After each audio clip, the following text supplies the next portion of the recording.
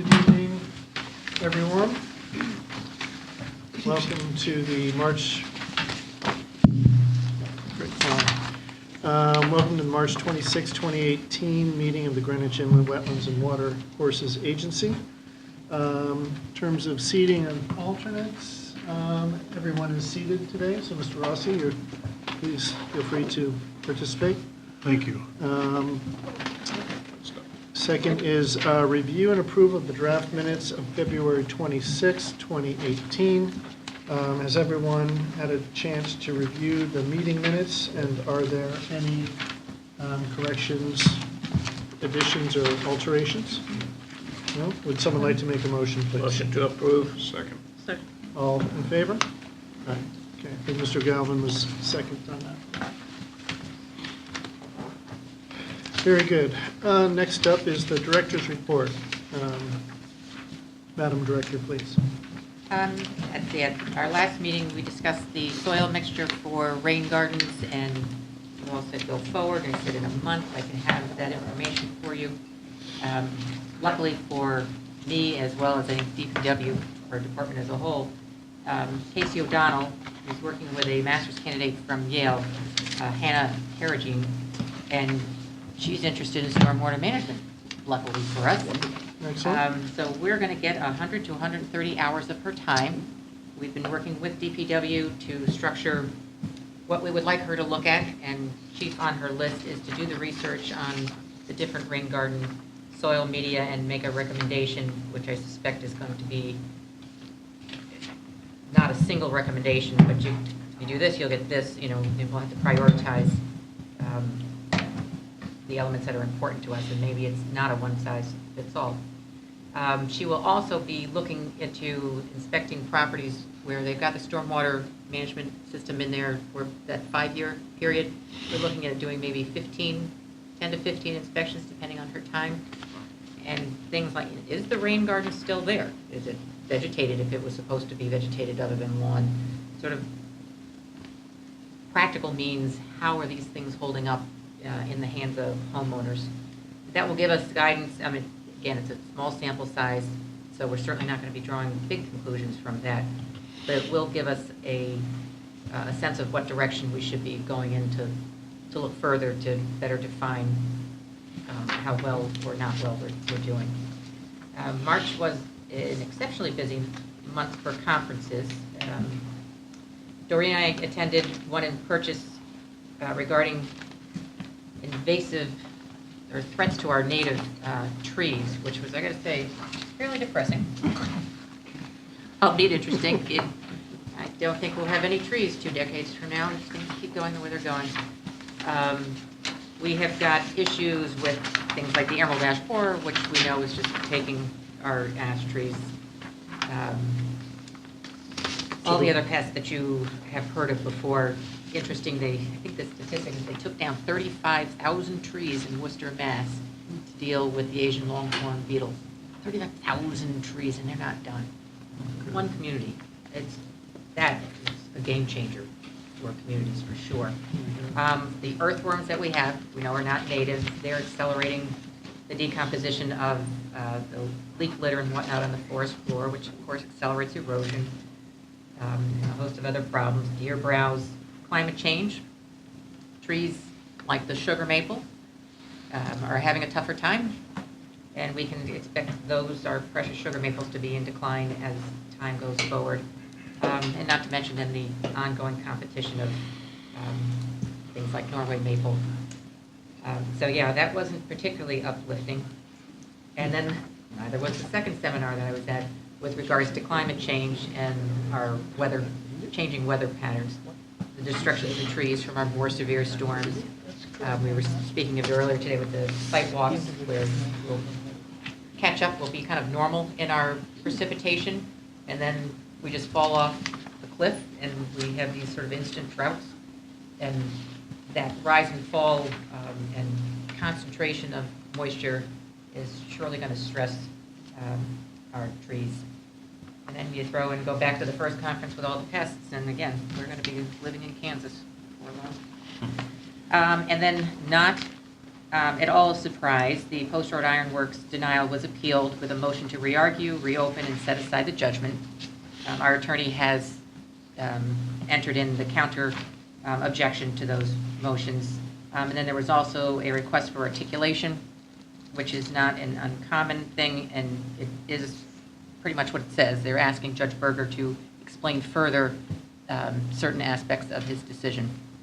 So that it's just a further clarification. It doesn't change his decision at all. So those are the highlights of the month. Thank you. Thank you much. Okay. Next is our quarterly compliance report. Doreen, if you would, please. Okay. Referring to your compliance summary sheet that you received, that covers the first quarterly review, that's January, February, and March. Summary of the green sheet submissions for the month show that of 136, 2 required a permit. 23 of these green sheets had wetlands on the property, but the wetlands were set back far enough that it didn't require a permit. For incoming applications, we received 14 in January, 11 in February, and 8 in March, totaling 33 over the 3 months. Although the summary you have shows that there were 4 agent approvals, there were 9 agent approvals for this time period. Bond releases, of 47 requested, 42 were initiated by staff. 62 were eligible for release. Regarding the total number of inspections for the 3 months, we completed a total of 258 site inspections. The deadline set by the agency, 325 and 327 Riversville Road, has missed their deadline for their bond estimate and for their bond and declaration submissions. The owner has declared that he will not be complying with the conditions of the order, and therefore this issue has been issued to the law department. 101 Bowman Drive has missed the deadline for a revised restoration planting plan and the removal of their unauthorized deck. A lawsuit has been filed with by the homeowner against IWWA, which will require our attendance in court on May 1st, 2018. You'll be hearing more about that. Okay. All the other deadlines have been met. We had 6 violations over the past 3 months. These violations have been addressed either by the issuance of a permit or the submission of an application to correct the violation. The total number of individuals served during our public counter hours over the past 3 months totaled over 475. And lastly, some of the agency staff, along with some volunteers, will be working on an invasive management project on 393 North Street, with town property under agent approval 2015-03. That'll be on April 11th and the 25th from 10 o'clock to 2 p.m. And I encourage anyone who's interested in joining us to do so. And if you want some more information, you can let me know, and I'll let you know about it. Great. Thank you. Brian, can I just ask a question? The inspections that are conducted, implicitly we don't look at the items, for example, that our intern is going to be looking at. For example, the rain gardens and their effectiveness, the stormwater management systems. We don't check those, or do we? We see those a lot when we do the final inspection, so I look at a lot of rain gardens, so I'll have many examples of those that are vegetated and those that aren't, so that we can show her. Okay. We do see them. So you do, as part of the normal inspection process, you do tick off those boxes too? Yes. Yeah. Thank you. Great. Thank you. In terms of other business, I have an item, as we discussed in the last meeting. There is an effort underway to create an environmental director position that would oversee both the Wetlands Agency as well as the Conservation Agency. Over the past several weeks, Bill Galvin and myself and Elliot Benton have been in discussions with the First Selectman's Office as well as the Conservation Commission and the Town Administrator. I'm pleased to say that we did come to a consensus to create the Environmental Director position. We think it will be, as we discussed in the last meeting, it will be a benefit to both agencies and to the town at large. The BET has approved the budget that does have that consolidated position in it. So we anticipate over the next month that we'll be moving forward with the creation of that position.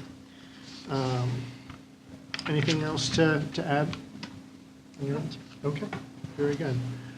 It is 7:15. We will proceed with the public session of tonight's meeting. The first up is the Town of Greenwich project. This is the Department of Public Works, Sound Beach Avenue reconfiguration, a preliminary review. This project is before Planning and Zoning with their preliminary review, municipal improvement process. And within that preliminary review, it calls for a decision by this agency, which is sort of a catch-22 because we don't make decisions on preliminary things. But if you push the project out to a point where we could review it, it's really not a preliminary review for P&Z anymore. So in consultation with DPW, with the law department, DPW is here this evening to just bring the agency up to speed on what the overview of the project, if there's any big red flags the agency would like to call attention to. Otherwise, basically an expectation that this requires a wetlands permit and we'll be back for a full review later. Okay, So, thank you. Welcome.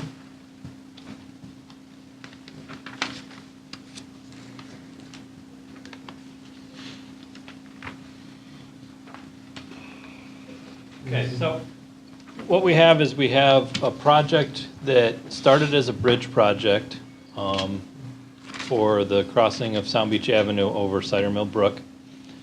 In doing that, we've also looked at traffic volumes in the area, accident data, et cetera. We've included a redesign of the intersection near the library there by creating a code-compliant roundabout.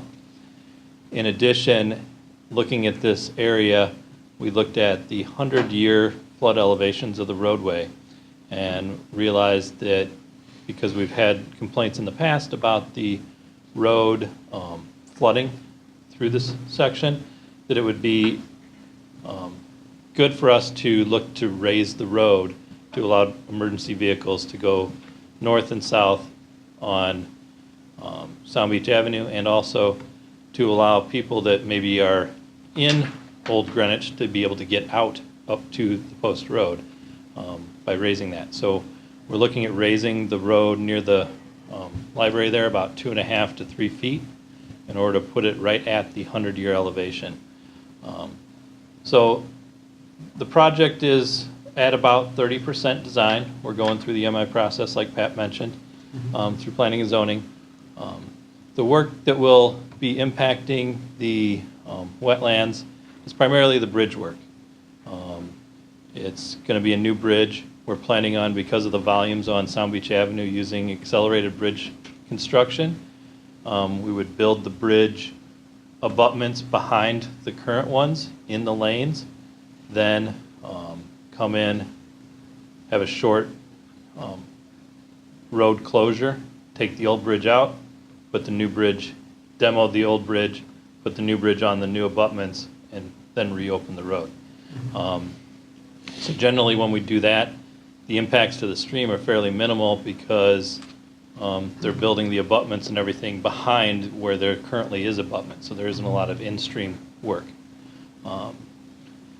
Another piece of this is because of the roundabout, we are swapping some parkland. There's basically 3 park parcels. So this parcel here is a parkland. There's a small parcel here, and then this is the main Vinnie Park. The library is right here. We're taking some of the parkland here and we're giving back some on both of these corners. So the net difference is actually we're giving more property back to these 2 parcels than we are taking from this parcel. So we're giving back more right away than we're actually taking. Question. You're with the bridge construction methodology of building on either side of the abutments, and then I assume removing the old abutments would be the second phase, is there a hydraulic reason to remove those abutments, or can they just be left in place and therefore not disturb the water course envelope at all? I realize it would probably constrain how much water can get under the bridge, but. It's a hydraulic constraint, and it's also a debris constraint. Currently, there's a middle, it's a tricky structure because it's actually multiple phases of structure because they widened Sound Beach Avenue. Part of it is actually a bridge, and the other part of it is a double box culvert. Okay. So there's like a center pier equivalent for a portion of it. So the intent would be to take out that kind of center pier piece and the abutments, and it helps to, currently the road also overtops because the opening isn't large enough to handle the 100-year storm. By opening it up a little bit and raising the road, it will now allow all the water to go underneath the new structure. Could you show on the map historically where the road overtops first? So the lowest point is really right in the center of the circle. So, So when that area floods, then it must flood because the whole area is fairly flat. yeah, this whole area here is flat. Harding Road comes up. The bridge here, there's a bridge on Harding Road for the brook. That will still actually go under because it stays low. Forest Avenue comes up quite a bit as you come up this way, so it's a pretty quick thing. This whole section of Sound Beach Avenue will be coming up. We're going to be putting probably 1.5 to 2 feet of fill on this section of Sound Beach Avenue. So quite a way past the forest intersection. So a little bit past the forest, and then it starts. Where do you meet existing grade? Wescombe Wood is about where, just before Wescombe Wood is about where it ends, where it Creates meets that flood. grade. And one thing that people can't visualize very easily is, but they brought up to us, going underneath the railroad tracks there is about, actually currently is about 5 feet higher at the lowest point underneath those railroad tracks than it is in the middle of this Go circle. up the hill to get Because you come up the hill and then you go back down, but, because we've been asked, even though you fix this, it's still gonna flood underneath the railroad bridge, but it just elevation-wise, it's higher than what people actually can visualize. I guess another thing as you move forward on this that I think about is if you are removing the 2 box culverts to sort of widen that area underneath, what does that do to velocity and potential for scoring or other types of watercourse effects that the new design may? Yeah, I mean, they've looked at that because of the low, because it is so flat through there. They don't think there's going to be a major problem, but that will be included in their design. Yeah, as part of the permitting we have to do through DEP and Army Corps. They do require a scour analysis. So. And the Harding Road Bridge is fine. It's not part of that. It's not part of this project. The condition of it is in a satisfactory condition, so that therefore we're not proposing that. And we feel that having the Sound Beach Avenue become the emergency accessibility point, the in and out of Old Greenwich, is adequate. People can get around that other crossing there, so.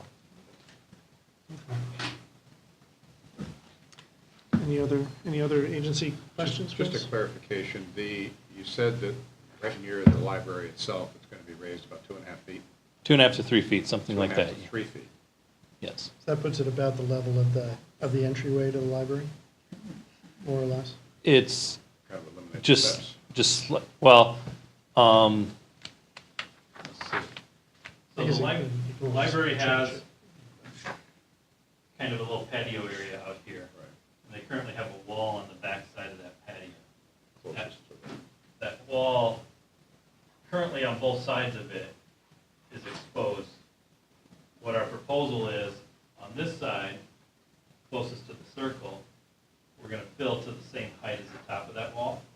And then on the library side, we're going to have the wall still be exposed by about 2.5 feet, keeping that patio at that same level, and the stairs there maintained at that height. So visually, it's not going to change a lot to the look of the front of the library. It's not like we're going to be filling all the way up to the front door and having it there. It's going to be kept down with that front patio there. But back to my earlier question, the overtopping of Sound Beach, how much overtopping, if any, is there on the northern part of Sound Beach, north of the rubber? Overtopping. Yeah, yes, in that section. How far up does the Because you have overtopping? there's another water course. Right, Yeah. coming that way. There's correct. this water course that comes through here, Right. which is all within the culvert and then there's a crossing. There's a diversion culvert, and then there's an actual crossing there. The fill is going to only go to about here, and then this is just repaving of that through that intersection. But again, as it relates to Binney, to the right of the road, you'd be higher than the existing level Binney parking lot and the access to the parking lot? To the library? Yeah, right there, yes. Okay. Sounds like the road. Some of this road will be slightly high, it will be higher than this. So you may area actually over- drop sort of down slightly into the Binney. Slightly into the Broad Library Right, there. library. Yes. Yeah, so both ways, the road's going to be higher than both A sides. little bit higher than both sides. Okay.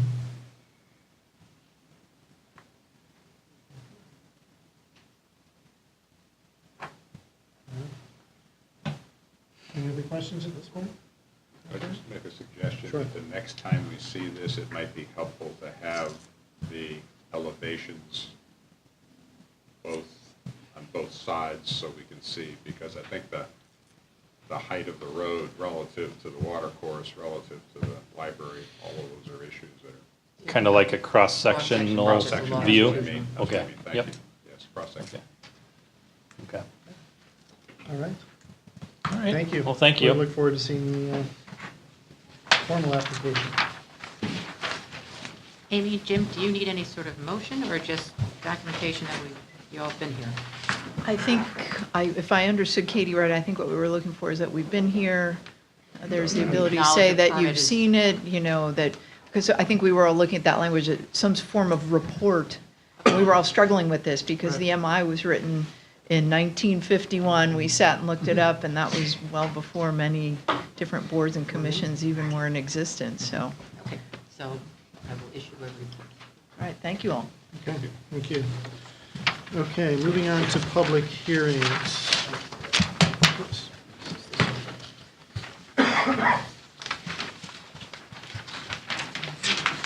Okay, I see we have our friends from Zero Hemlock Drive, application 2017-170. Zero Hemlock Drive, Rocco B. DeAndrea, Inc., for Frank Cortese for construction of a single-family residence, driveway, pool drainage, and landscaping 27 feet from wetlands. Mr. Chairman, Yes. I think I should recuse myself because I'm a neighbor and I know the applicant. Okay, very good. Thank you. We'll come and get you when we get to the next Thank you. application.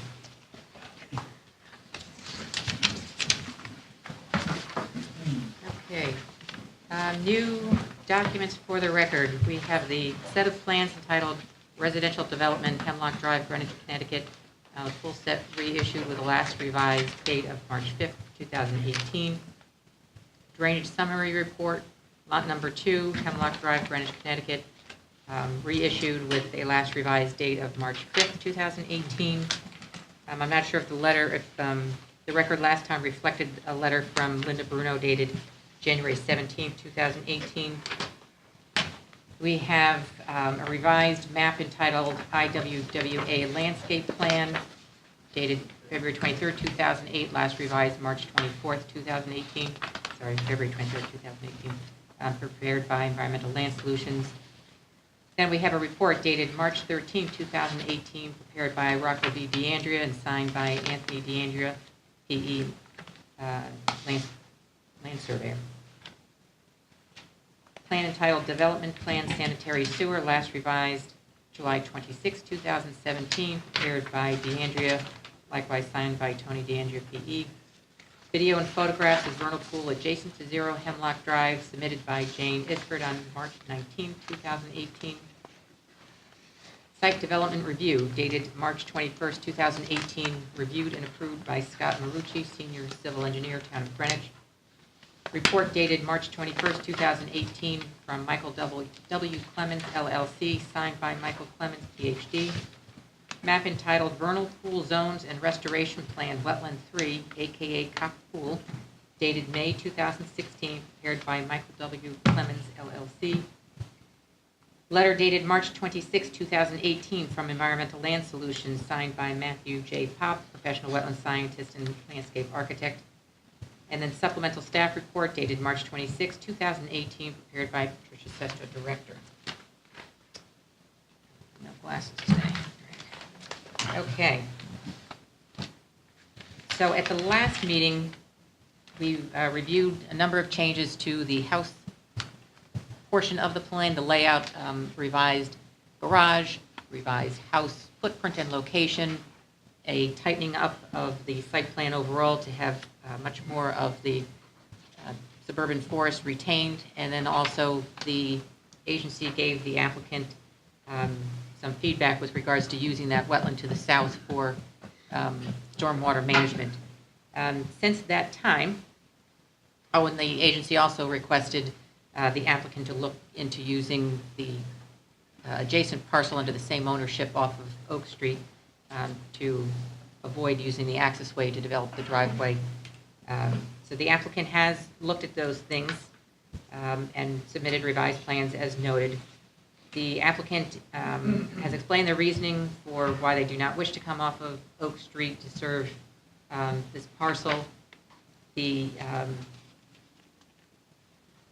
common ownership of those parcels, while the applicant is not obligated to consider their other land in devising the development plan, the agency can ask, but they can't determine that the absence of bringing that alternative forward would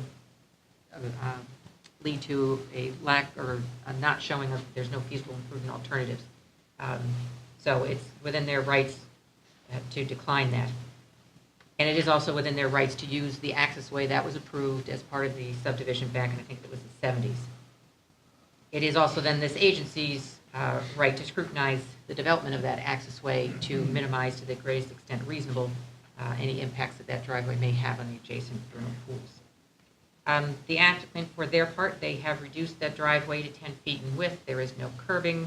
They've minimized the extent of retaining walls and will utilize porous pavement down closer to the Hemlock Road and to infiltrate runoff coming off a portion of that driveway.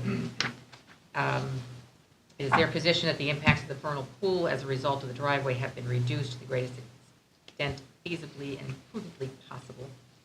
And in an effort to mitigate for unavoidable impacts of the 1,900 square feet of the vernal pool envelope, the applicant has followed a suggestion by Dr. Clemens and will enhance 3,200 square feet of lawn on the adjacent Cortese parcel. So that is, I think, a benefit to the vernal pool as a whole, and appreciate the Cortese's cooperation in that portion of their revisions. Prior to accepting the suggested compensatory mitigation, as suggested by Dr. Clemens, the agency should consider the applicant's another response put forward to the applicant. Dr. Clemens described an elevated driveway as a means to maintain that desired woodland floor composition. If you recall the last meeting, he described it's not just the mortality of the wood frogs crossing paved surfaces, but it's actually the loss of cover and the cool and moist leaf litter and duff associated with a woodland floor. So he is suggesting that an elevated driveway, elevated 2 feet off of that woodland floor, would be beneficial in maintaining that vernal pool envelope in its best condition possible. Request that the applicant's consultants describe the expected duration of ponding in the southern wetland as a result of the stormwater management plan and the potential for this or not to become a decoy pool to the detriment of the wood frog population. And the site development review by DPW was not completed for this evening's meeting. It is my understanding that the applicant's team are going to be meeting later this week with Scott Marucci. So we do have the opportunity to leave the hearing open, and I would recommend we do so to allow, at the very least, the engineering piece to be looked at more carefully and more thoroughly to Scott's liking, and hopefully we can address the other issues this evening and wrap most of that up. Okay. Thank you.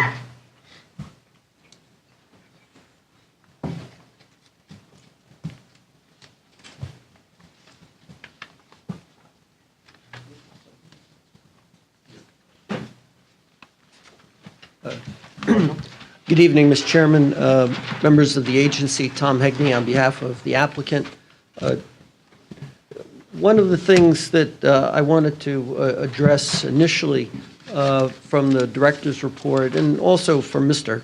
Clement's comments were that it was our preference not to bring the driveway off of Oak Street. This is the subdivision plan that frankly you scrutinized very carefully 2 years ago as part of a two-lot subdivision. It has the open space parcel along the easterly side of the property that runs pretty much the length of the Hemlock property. And as you can see, this is a fairly detailed development site. We have a wetland boundary on the north side of the northerly lot. We have rain gardens. We have infiltration. It's a very densely developed site to begin with, based on both your review and that by the Public Works Department. The other significant issue, though, is once we get here, we have 70 feet to rise 17 feet. And that's a very, very steep driveway to go up. That's more than 20%.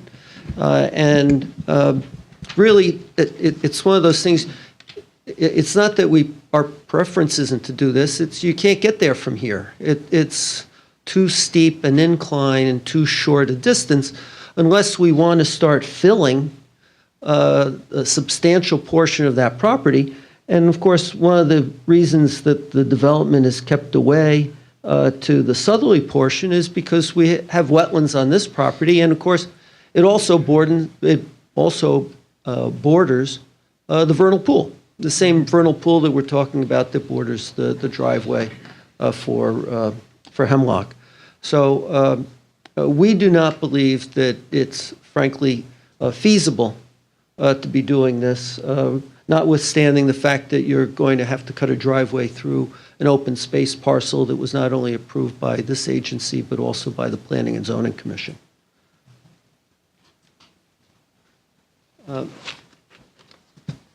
And we believe that the changes that we have made, narrowing the driveway to 10 feet rather than, we started out with 14, we went to 12, we relocated it farther away from the COP wetland area so that it wasn't encroaching into it.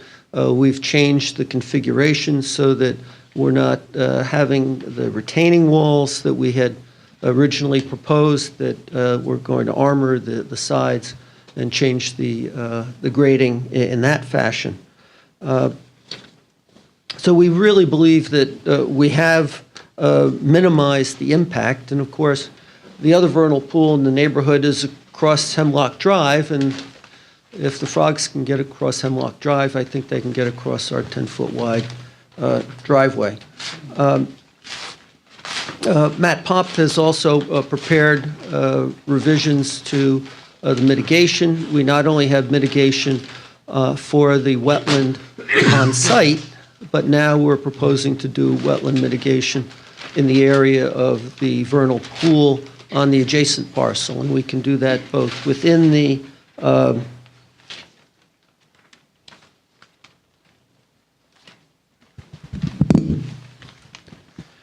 within the open space parcel and then along the southerly side of the vernal pool, so that we're enhancing some 3,200 square feet in the same area as we're looking to construct the 10-foot wide driveway within 100 feet of the vernal pool boundary. The other issue that we talked about and that Mr. DeAndrea did test holes on was, would the detention basin in the wetland on our property result in some type of decoy or false vernal pool that wouldn't hold water long enough, but would hold it long enough to entice the frogs to think that it is a proper breeding ground.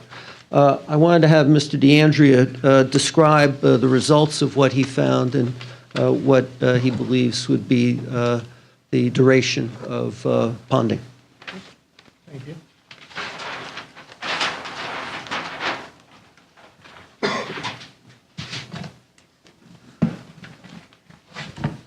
Good evening. Tony DeAndrea, representing the Cortese family. We excavated several holes this weekend in the area of the proposed rain garden in the southwest corner. We did also excavate one hole in the area of the driveway to prove that we had the depth of embankment material that we had anticipated. In the area of the southwest corner, we found a thick, deep layer. It buried from 8 to 12 inches of topsoil over a fine brown loam, we call it. If we were digging for a septic system, we'd find that we had some ideal soils for permeability and renovation of the septic effluent.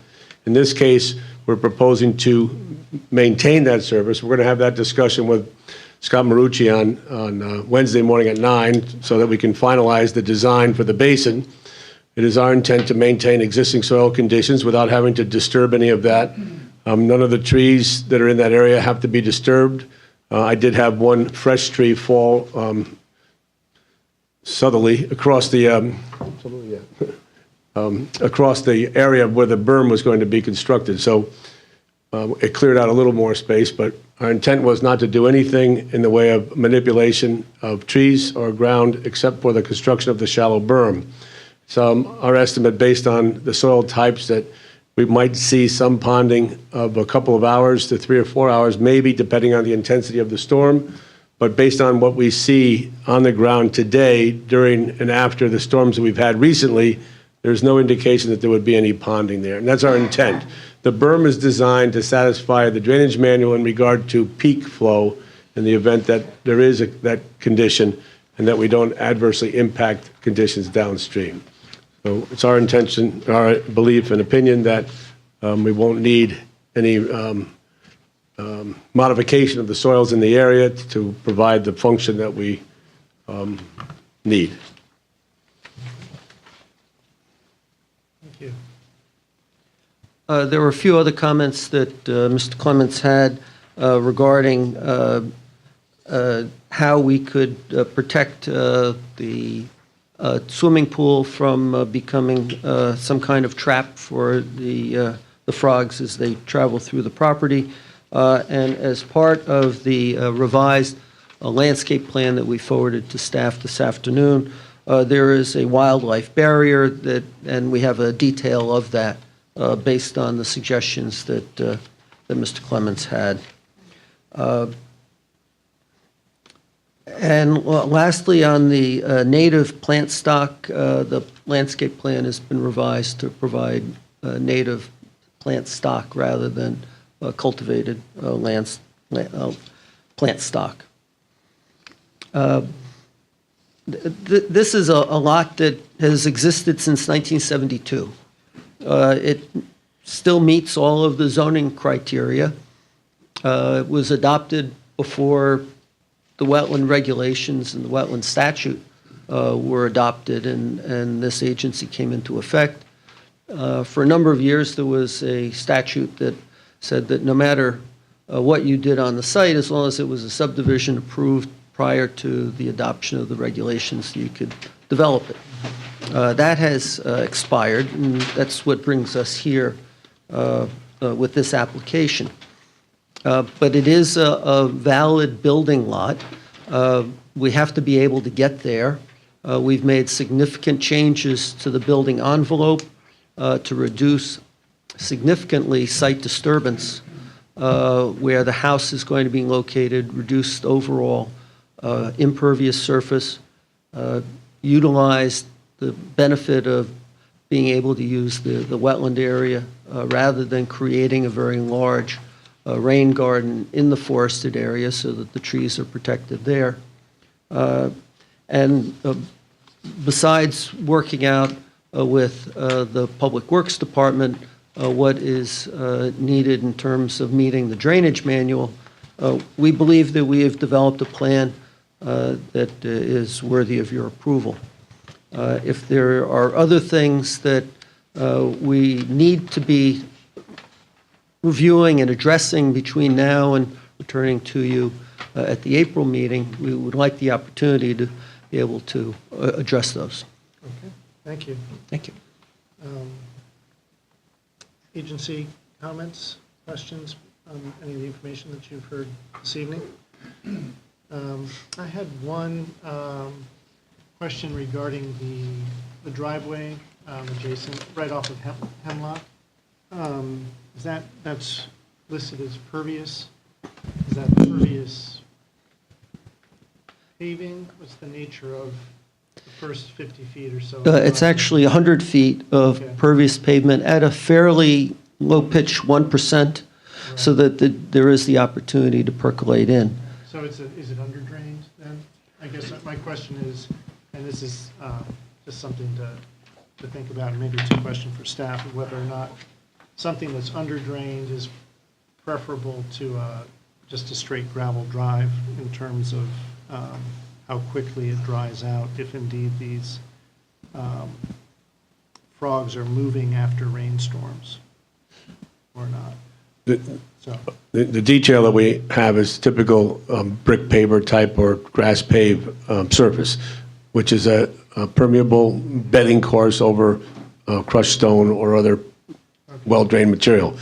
The existing embankment that they have there is stable. It was a mixture of stone, rubble, gravel. It's very compact now, but porous, so that whatever remains after we take off the top section for the installation of the paving course would allow the water to percolate down. And that's the idea in this case, is to assimilate the water down through that layer as though it were existing conditions. are you considering grass pave technology Yeah, for this? for that permeable section, yes. Okay. It has to be durable enough to take traffic on a regular basis in and out of the home, and also to withstand the plowing that will ultimately be necessary because of the steep grade as we go up the driveway. We're trying not to do any more earthwork than necessary to get up that slope. So, So you're specifying grass pave? Yes, sir. For that yes. stretch? There are several things, like we can have the grass pave or the interlocking blocks, which are concrete, which may be more porous here because they have larger openings. Yeah, I'm thinking more in terms of maintaining moisture for whatever things are traveling across. Oh, I see. So thereby, the grass pave is probably preferable. Grass pave then, yes, Yeah. It could be banded or something, but I think part of that. right. Isn't that, though, a lesser option, what Clemens was recommending? It is. By far. I mean, the concept of an elevated driveway was his number one recommendation, to keep that whole area open. And That is true. what I'm hearing is that we're just going to put in porous pavers and crushed stone, kind of a typical driveway. Well, first, I couldn't quite figure out what he meant by a cantilever driveway, since there was really nothing to cantilever it off of. I think he probably meant a post. He's looking at, Series of posts with essentially at building a bridge. A boardwalk of sorts. Yeah. And you're going to have substantial footings, because we're going to, the refuse trucks and other vehicles will be coming over it, so it has to be substantial. Yes, And- but I think that's all the more reason that he was hoping that the Oak Street entrance would be a viable option, because it seemed to solve that problem. But what you've said is that the elevation at the end of that would be insurmountable. Yes.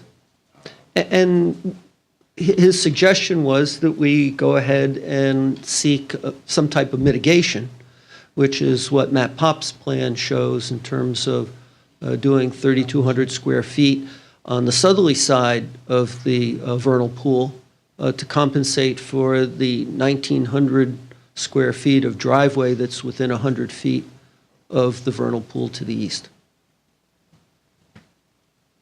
I'm not sure that he was saying, gee, I wish we could have this, but since we can't, the compensating for the loss of the vernal pool envelope.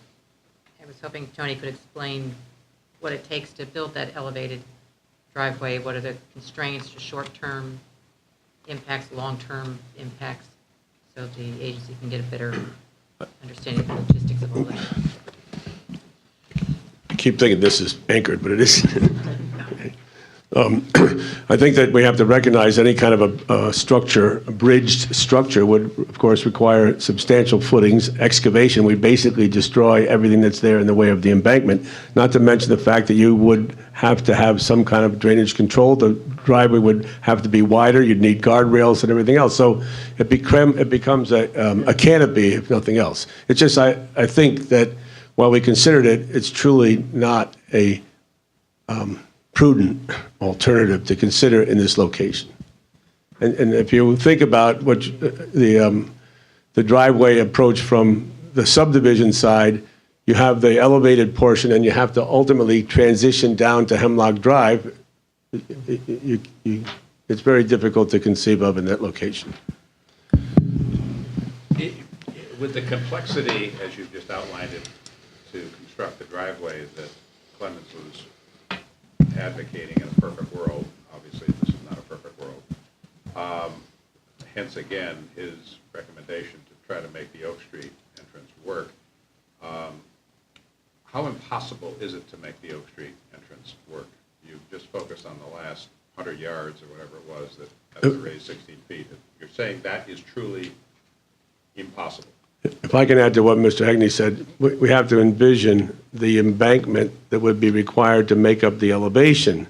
And the driveway maximum would be 15%.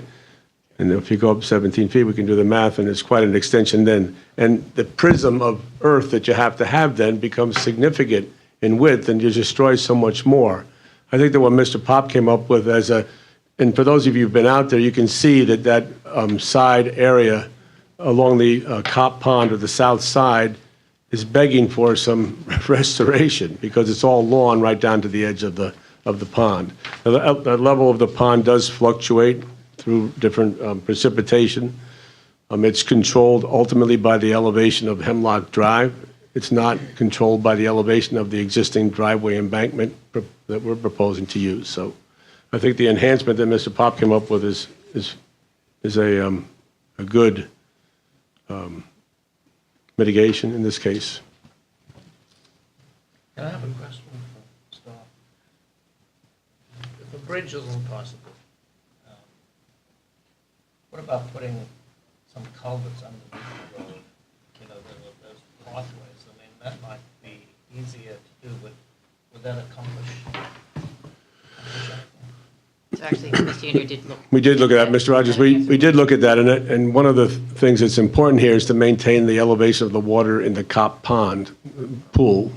And given the elevation, if you were to do, without raising the elevation of the proposed driveway, we're trying to maintain it as is because that's become the status for the critters. If you were to try to install a culvert, you would potentially lower the elevation of the water in the Cop Pond. And that's because you'd have to have some cover over it, and you have to have some depth of opening in order to do what Dr. Clemens would have liked to see, which is continuation of the natural cover.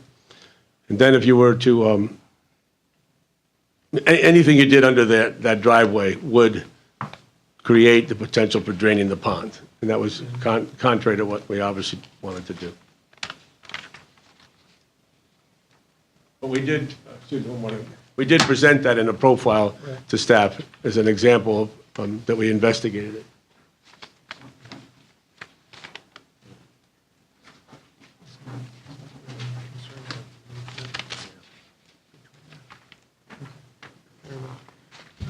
Any other agency questions for the applicant to think about for the next month? No? Public questions or comments on this at this time?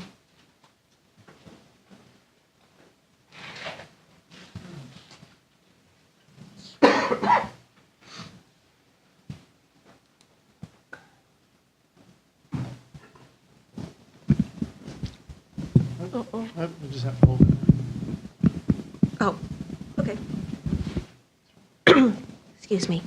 My name is Linda Bruno at 81 Valley Drive in Greenwich, but representing the Greenwich Neighborhoods Preservation Association, or GNPA, a group of neighbors in the area of the proposed development who are concerned about the impact to the wetlands and vernal pools. We did not turn in, we have a letter prepared, which we did not turn in late last week according to your deadline for the meeting. May I have copies for everyone, and I would, with your permission, I would like to give it to you, or may I read the letter? It's up to you. It's one page, so I would like. You can read the letter. Okay, and then we'll just turn it in. It's just one page only. Thank you. Dear members of the Town of Greenwich, IWWA, the Greenwich Neighborhoods Preservation Association has reviewed the materials submitted in regard to this application since the date of the last meeting, including letters from Mr. DeAndrea, Dr. Clemens, and Dr. Pop. GNPA remains opposed to the location of the driveway as currently proposed within the access way to Hemlock Drive. Expert testimony by Dr. Clemens at the February 26th meeting detailed the risks of this plan to the cluster of 3 vernal pools in the immediate area. Dr. Clemens explained that the negative impact to the Cop vernal pool would begin during construction and would ultimately reduce the ability of the pool to continue its recovery. Since the time of the conceptual approval of the property subdivision by the IWWA, application 2014-112, substantial new information about the vernal pool complex adjacent to the proposed driveway has been found and presented by Dr. Clemens. GNPA believes this new information is more than adequate evidence to overturn that approval. Specifically, the existence of a functioning vernal pool requires adherence to accepted setback restrictions. We believe it is within the IWWA's jurisdiction to request a re-examination of its conceptual approval. We also request that the appropriate town staff respond to the assertion by the applicant's engineer that a driveway fronting on Oak Street is not attainable. In addition, it is our understanding that the applicant has not yet consulted with the town planner or zoning enforcement staff regarding the necessary variances, despite an offer by Ms. Sesto at the last meeting to assist with these discussions. A recent nighttime audio recording taken by a GNPA member at the Cop Vernal Pool and submitted to your agency revealed increased wood frog sounds, indicating that the functioning of the pool continues to improve. GNPA invested substantially in the restoration of the Cop Pool and is committed to its ongoing stewardship. We appreciate the ongoing efforts by the IWWA to protect these valuable wetland resources. Thank you from GNPA. And I would only state at the very end that, as I stated last time on behalf of our group, we respect the right of the applicant property, and we appreciate their efforts so far to respond to requests and suggestions. Thank you.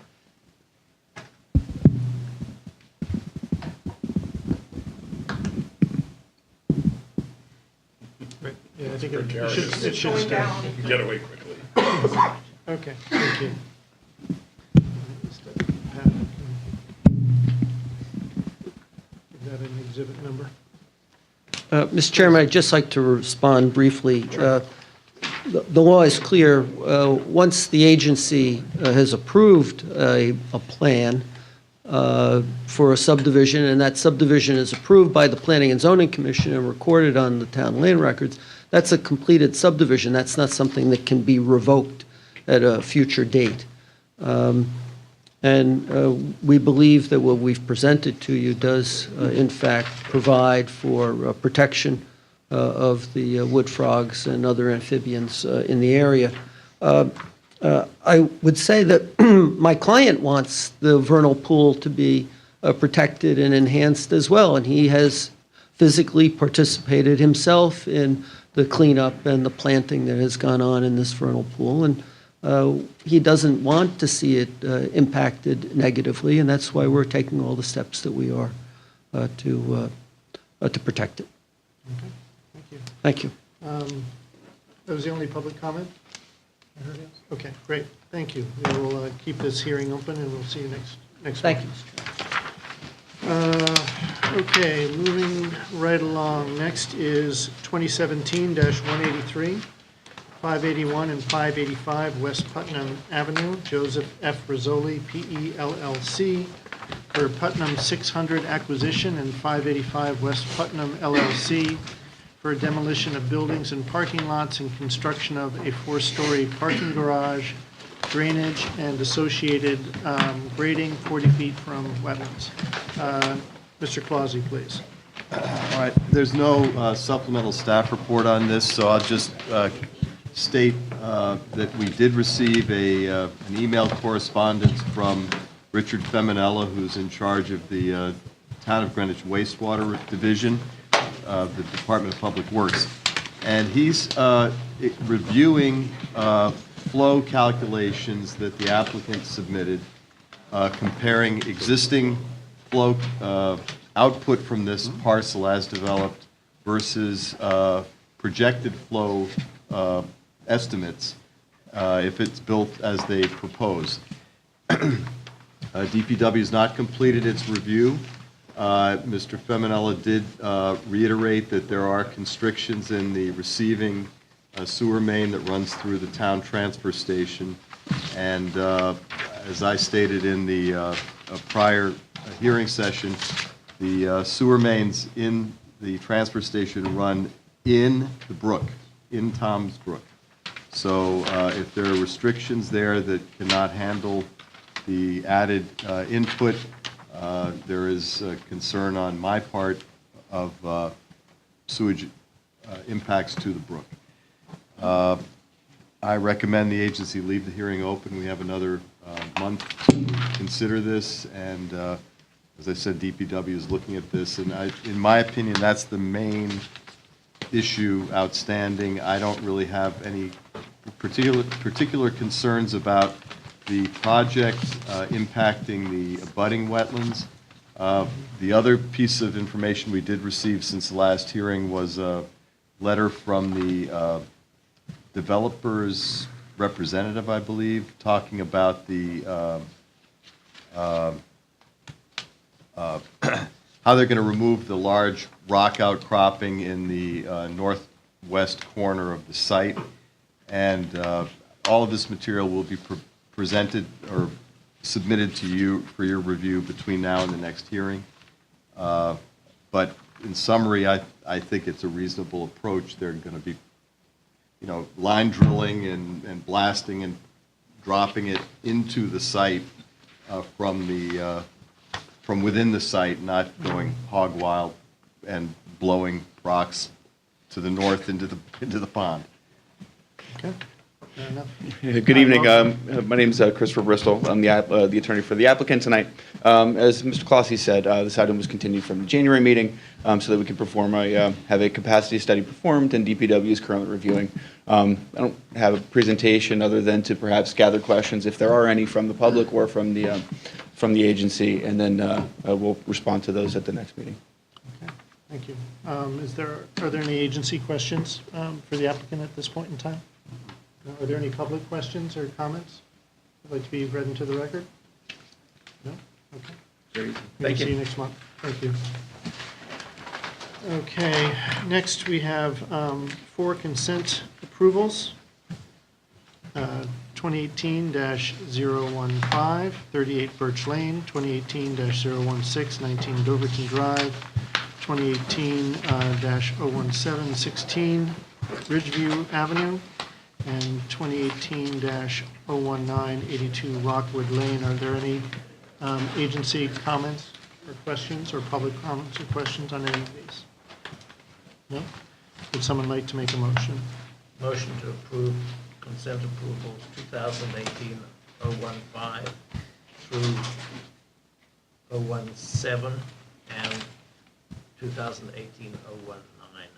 Okay, very good. Is there a second? Second. Okay, all in favor? Aye.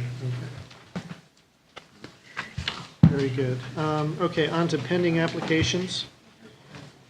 2017-155, 92 Orchard Street. Rocco V. DeAndrea for Greenwich Reformed Synagogue Incorporated for installation of a storm drain connection 0 feet from wetlands. Mr. Clausy, please. Okay, the agency looked at this back at its December meeting. The issue at that point was that DPW Engineering Division was not happy with the drainage. Basically, the runoff that would be coming directly into the, I think it's a 42-inch main that runs under the synagogue parking lot. So in the intervening months, the applicant's engineer has worked with DPW. They've come up with a revised plan. This plan does result in the reduction in peak runoff rates and volumes through the 25-year storm, which is the town standard.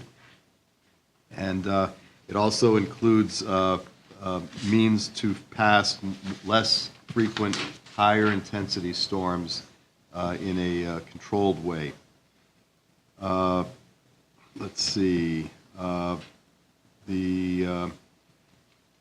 In order to accomplish this, there have been revisions in the berm that they're proposing to back up water so that it runs into the catch basin they're going to install. The heightened berm involves more fill, which may impact both trees that were planted as mitigation for the construction of the synagogue and some trees in the woods to the on the other side of the drainage way.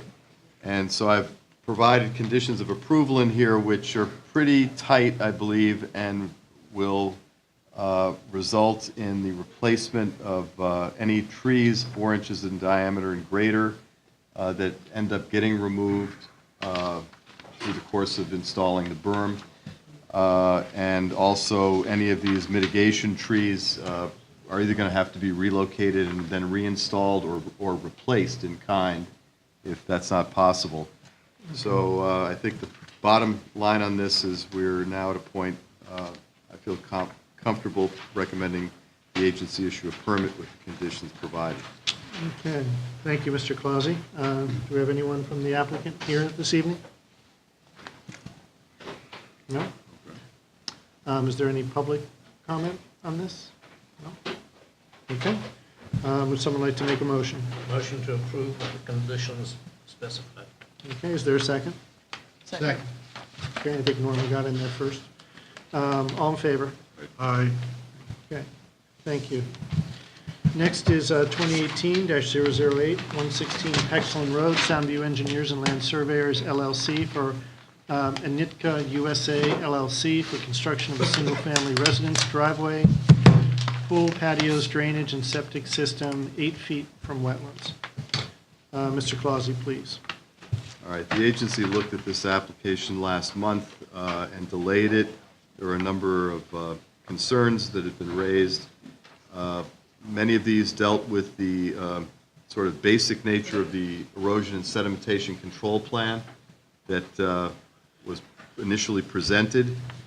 The revised plans that have now been provided and were in your packet significantly improve the erosion and sedimentation control plan. There's a sediment trap now proposed There are swales that would pick up runoff running down toward the brook and direct it to the sediment trap. I'm sorry, Doreen, could you zoom in a little bit, please?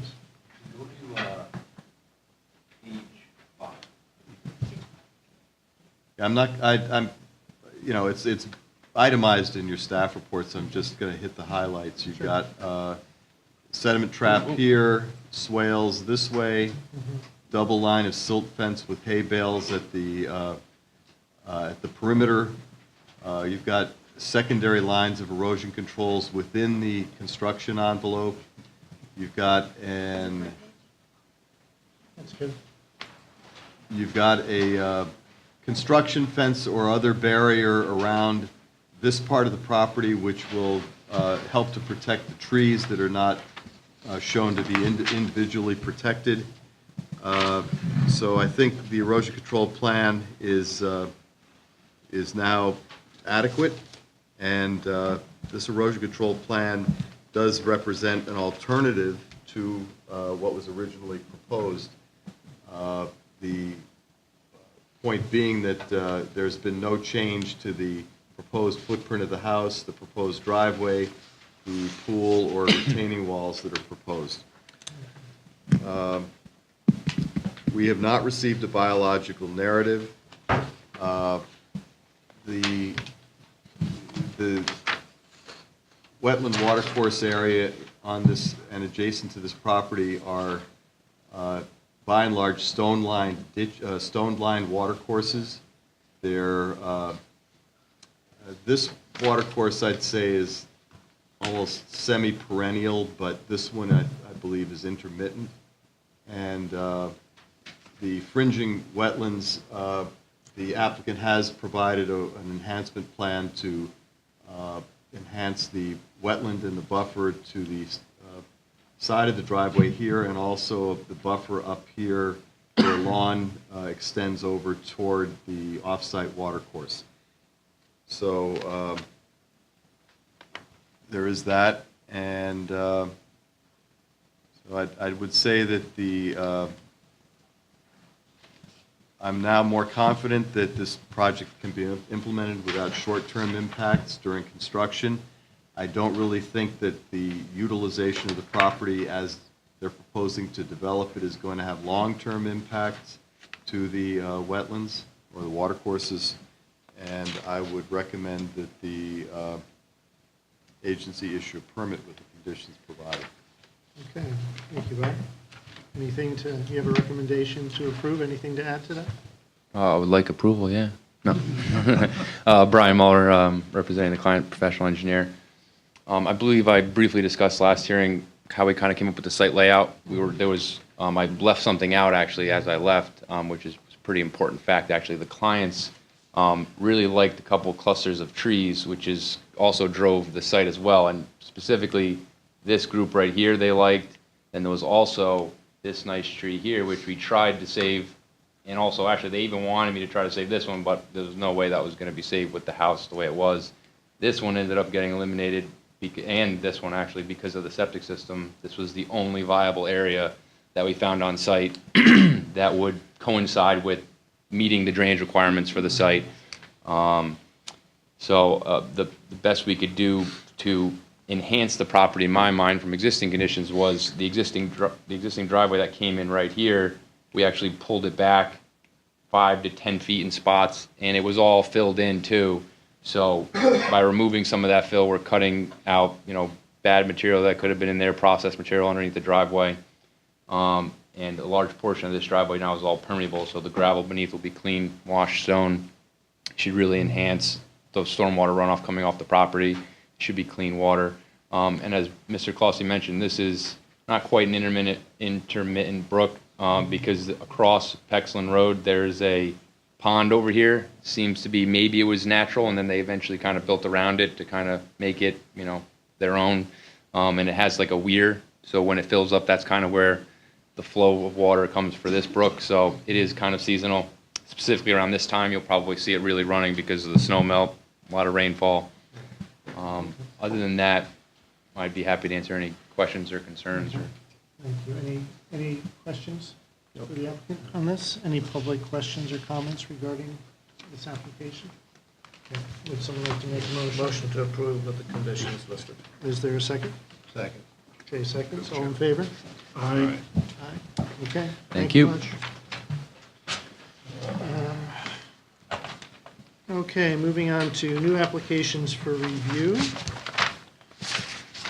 First up is 2017-164, 11 Hillside Road, SC Minor and Company, Inc., for George and Ashley Cole.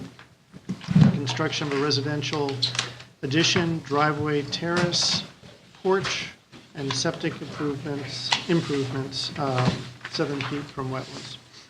Ms. Sesto, please.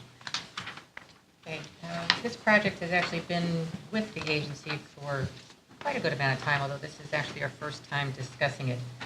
It's been so long, I don't recall who was out at the site. So, we don't remember. It's been a while. Okay, I did a staff report for last month, and the applicant has reviewed that and made changes. As, wow, that is like, isn't it? Is there a contrast button that we can find on the laptop by any chance? A brightness Is there- button? Maybe the Kind of projector, difficult to- maybe the projector itself. Yeah, I can't darken or lighten it, doesn't make a difference. Okay. So we have East Brothers Road on the eastern boundary of the property. It is bound by stone retaining walls. The wetland comes off-site through here, and then it has a peculiar finger that jumps up. The site is principally lawn. There's some shrub vegetation here and some more wooded vegetation here. The wetland itself is largely lawned. The proposal is to build additions through here, redo the driveway that this is the courtyard for a detached garage. These darker areas are all part of the stormwater management plan with infiltration, rain garden. There is a planting plan that was originally submitted that shows some vegetation down in here. The DPW has not had a chance to re-review the plans. They had some concerns with the first pass, and with new plans having just been submitted on this past Friday, they have not had an opportunity to review that. So some of the outstanding issues associated with this, the landscaping plan and its goals have yet to be submitted. Revised landscaping plan. The first plan, in my previous staff report, questioned what would the purpose of the plan be. It's being proposed in an existing shrub area, which is about the only woody vegetation on site, and so I didn't really understand the goals associated with that. The revised drainage reports, as I said, were just submitted Friday, so DPW has not reviewed and commented on those.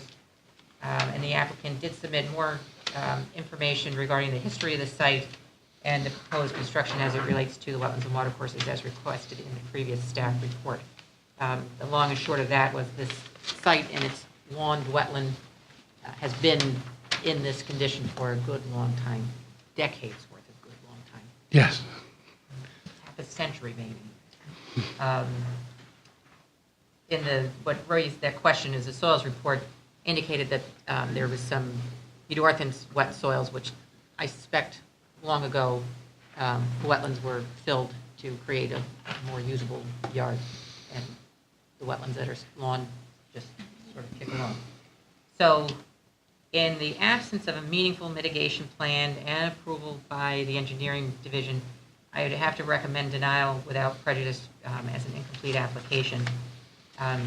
Should Mr. Liebman sell you on something different than that, which is certainly within his capacity to do, I have provided special conditions for the agency to consider. Okay. Thank you. First of all, Larry Liebman representing the applicant, and the reason for the applicant's delay was they were waiting for see what the Planning and Zoning Commission was doing about historic overlay zones and how to address the property. That being said, I know that on April 6th, the time runs out on the second 65-day clock. So we can either do, there's multitude of different things that I can suggest, okay? And the first is that you allow me a 17-day additional extension that we both agree upon to the day after the next meeting to give DPW a chance to review it. And I know that that's not a favorable situation because the second 65 days is up, but it's also something that's been done before. And if that's not the case, then I'll pray that you allow me to withdraw the application, consider the material that was submitted as a new application so that we don't have to pay another fee, and then any additional materials as far as the application form and everything else be resubmitted tomorrow. And so that this way then that can happen, and it'll be a new application with a new time clock reset at the next meeting. Yeah, I'm okay with that. Yeah.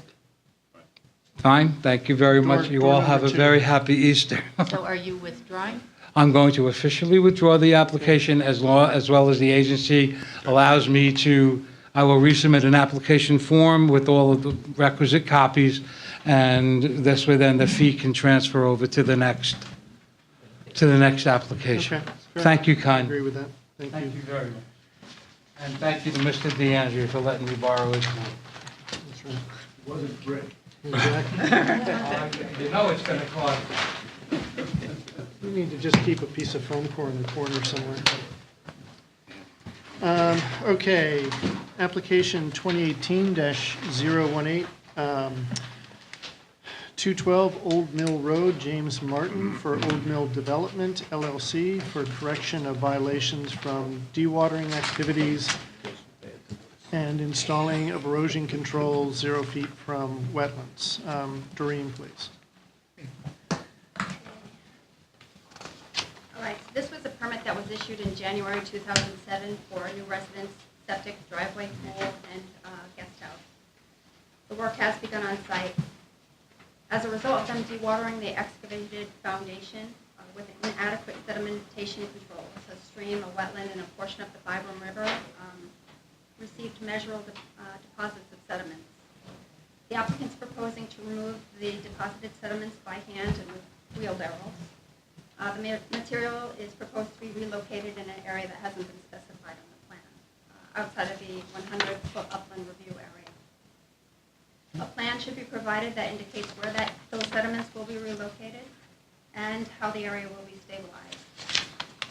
Erosion and sedimentation controls have been installed. However, due to the immense area of disturbance on the site, a large amount of precipitation, and failure to maintain the erosion controls regularly, breaches have occurred that have had ongoing direct adverse impacts on the wetlands, both on the western and eastern portions of the property. The following changes need to be done to protect the wetlands and the water courses going forward. The silt fence located to the south of the driveway needs to be doubled up and extended around that finger wetland to enclose the entire wetland. Construction fencing should also be installed around to the rear of that silt fencing to ensure that there's no further intrusion into the wetland area.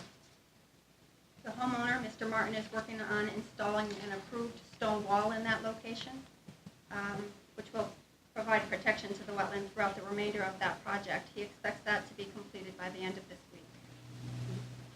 Double rows of silt fencing should be installed around designated stockpile locations on the site.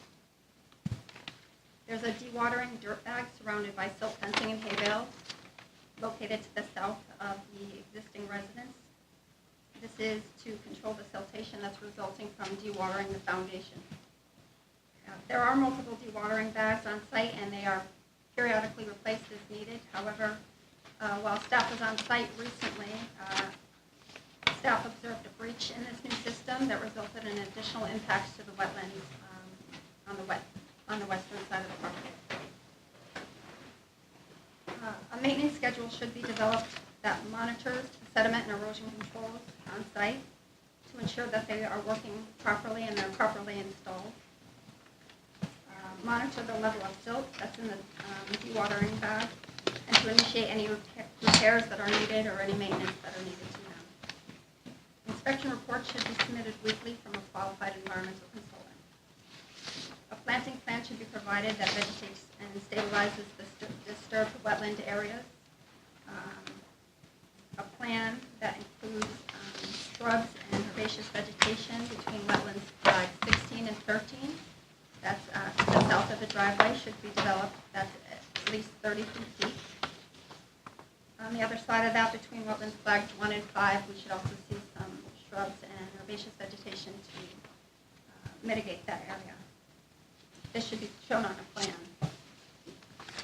On the western side of the property, on the western wetland, no trees or shrubs were removed as a result of the siltation that occurred on that portion of the property.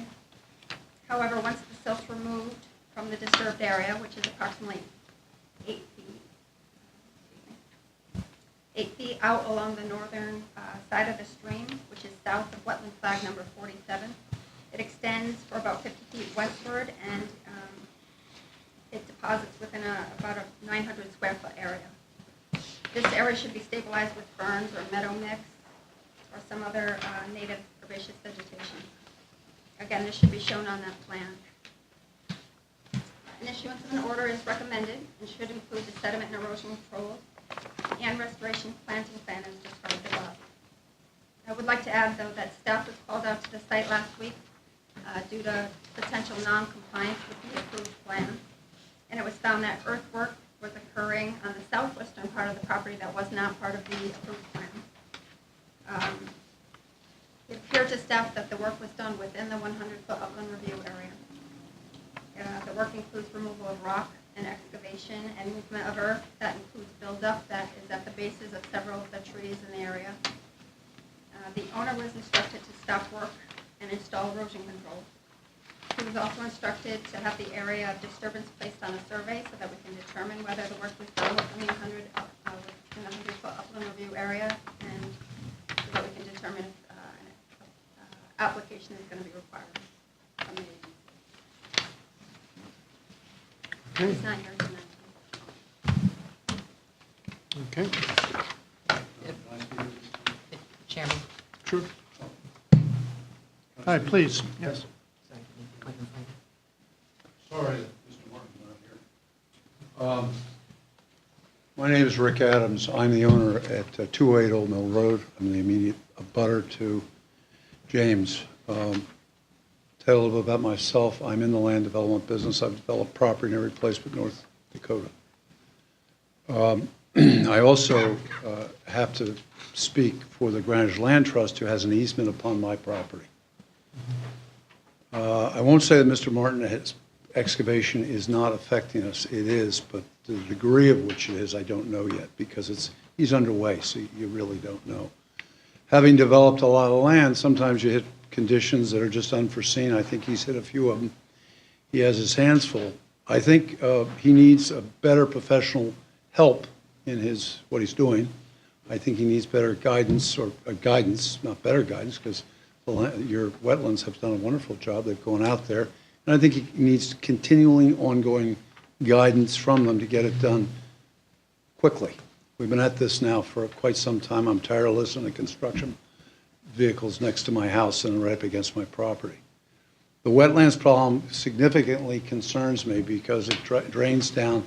That's directly below our house. The Greenwich Land Trust does have control over at least our part of it, and I think another part of it further down. So I'm concerned about what can happen. I'm concerned about the fact that he's changed the elevations on the property to such a degree that we may start to have tree erosion and lose trees, which will then bring the Greenwich Land Trust down on my back, and I don't want that. They're aware of the fact that we do have some issues that have to be cleaned up. I don't think they're here this evening, but I have called them and spoken to them. Mr. Martin is my neighbor. He's a nice guy. You know, his wife makes the best chocolate cake in the world. So I want to see him get it done, and I want to see him get it done successfully. But at the same time, I don't want it to impact my property or the wetlands property down the road. So I would urge the Wetlands personnel to continue to help him, keep an eye on him, give him whatever help and assistance he needs. James is probably watching, I think, on the television. This is broadcast, as I understand it, and I would encourage James to really hire a very good professional engineer that is on the site regularly, because I don't see him there regularly. So that's it. You got any questions of me? I'm going to probably see you in another 2 months or so, because we have our own little renovation. Ours is quite small compared to what James is doing. So, and he's building a basketball course. If you like to play basketball, that's the place to go. So, anyway, that, good. Thank you. As a Greenwich resident, I want to thank you all for volunteering. It's, no good deed goes unpunished sometimes. And I thank you, because it's a difficult place. Okay, that's it. That's all I had to say. Thank you very much for allowing me to speak. Great, See you appreciate your later. comments. Thank you. Thank you very much. Okay. Would someone like to make a motion regarding this? So, you've specified a environmental, what did I see that? Environmental consultant? Yeah, the environmental consultant. But really, what we're hearing is some additional help. Yeah, somebody Is who Well, that you- something that you can do, or? So I do spend a lot of time there. But I think he needs more help and guidance and somebody to check it regularly, because it's a hugely open site. And although his erosion controls are in and properly installed, he needs maintenance, especially of his dewatering system. So, I think in the condition, I know in the condition it says that we can change how often we ask for those reports as the site gets buttoned up and tightened up. We may not need it every week, but I think right now he certainly needs that guidance. So we want to add that in as one of the conditions, right? that you- It is a Environment, condition. yeah, it is part of the condition. It's in Not only an environment, right, you want an engineering. Well, inspection reports. It could be, an engineer could certainly be appropriate, a landscape architect could do it, an environmental analyst. Any of those professionals could do the work. But am I hearing that this is over and above the one that you listed here, right? Which is- Well, it's Frangione is the engineer of record for this, correct? So we're asking those reports to come from him. You should at least stamp them. Somebody has to do it, yeah. Okay, so we're going to issue an order to correct with the special conditions listed, but adding the requirement that, based on staff's comfort level, that there be a engineering report done periodically to ensure that the work is progressing correctly. Does that cover what we need to do? And specifically with regard to the erosion control system, that has to be maintained at a far higher level than it is currently, right? So- Excuse me, but I think it's not only maintained, but it's not being done properly. And so it appears that in order, for maybe economic or financial considerations, a proper professional input is not being sought. And so the measures that have been done are not being done properly, and there's other stuff that needs to be done for which he needs some technical assistance. Better said. How do you put that into So I guess the question is, are we looking for a weekly report on the erosion and control measures to be submitted to staff initially, and then at a recurrence that would be adjusted going forward based upon the percentage of the site as complete? So you can just, when you look at it on paper, there are definitely, as Doreen's report outlines, there's things that need to be modified. But when you actually get out to the site, it's like, where do you begin? Right. It's just like crazy time out there. And that's what I think having an engineer, a professional, say, okay, we're start here, and this is how we're getting things in order. Okay, so It's a the huge report's coming from Frangione, or it's coming from a environmental consultant that we're requiring to be retained as part, to provide Frangione this? would be terrific, but if Mr. Martin parts ways with Frangione, sometimes that happens. I mean, it doesn't have to be him in particular. It Right. can be any Yeah, engineer. yeah, an engineering report filed Yeah, by but a I- qualified individual Mhm. regarding the erosion controls. And that person's on going to site. have to go out there and, Weekly site visits. But that's, Alan's point is a bigger point, though, that somebody needs to kind of look at this with fresh eyes and get it structured properly. Then it's a maintenance issue. So do we need a new erosion? Is that Control hear you plan? correctly, Alan? Yes, yes, Yeah. you've captured it so perfectly. Frangione's fairly new to this. Yes, he took on the project, yes. So there was not the oversight that there is now. So Okay. and you've worked with Rob, you have a sense that he's getting it on track? Yes, yes, he's been working with me to give me the plans and update everything, so yes. He's corrected any issues up to this point. Okay, but there's two issues. One is an overall level of analysis to see what should be done, and then there's the maintenance of whatever that is. So there's two steps. Yes. And what I'm hearing is he's mostly focusing on patching and filling the second part, He the sort of maintenance part. piggybacked on an existing plan. Right, but the existing plan may not be adequate, which I think is what Alan's point is. Yes, we've now been look at that. Make Yeah, sure. I think, yeah, there's two concepts here. One is maintenance, but it's a higher level of overview. So How do we the get that last in? ENS control plan that was submitted, other than the pieces you called out in your staff report, does it feel like that should be appropriate, or you still, to Alan's point, that just scrap it, start all over? So I don't think that's necessary. I think a Okay. big portion of the erosion controls are in good shape, especially on the western side of the site. The front of the site is another story, and that really Okay. needs special attention. But is there a plan to address, does the plan address that, it's just not been implemented? Yes. Okay, It is on so the from plan. what I'm hearing is that the plan is sound, it's the execution and the maintenance that is the issue. If the premise is true, if the If plan the is premise sound. is true. Yeah, if the plan is sound, then it's just maintenance, making sure it's well maintained.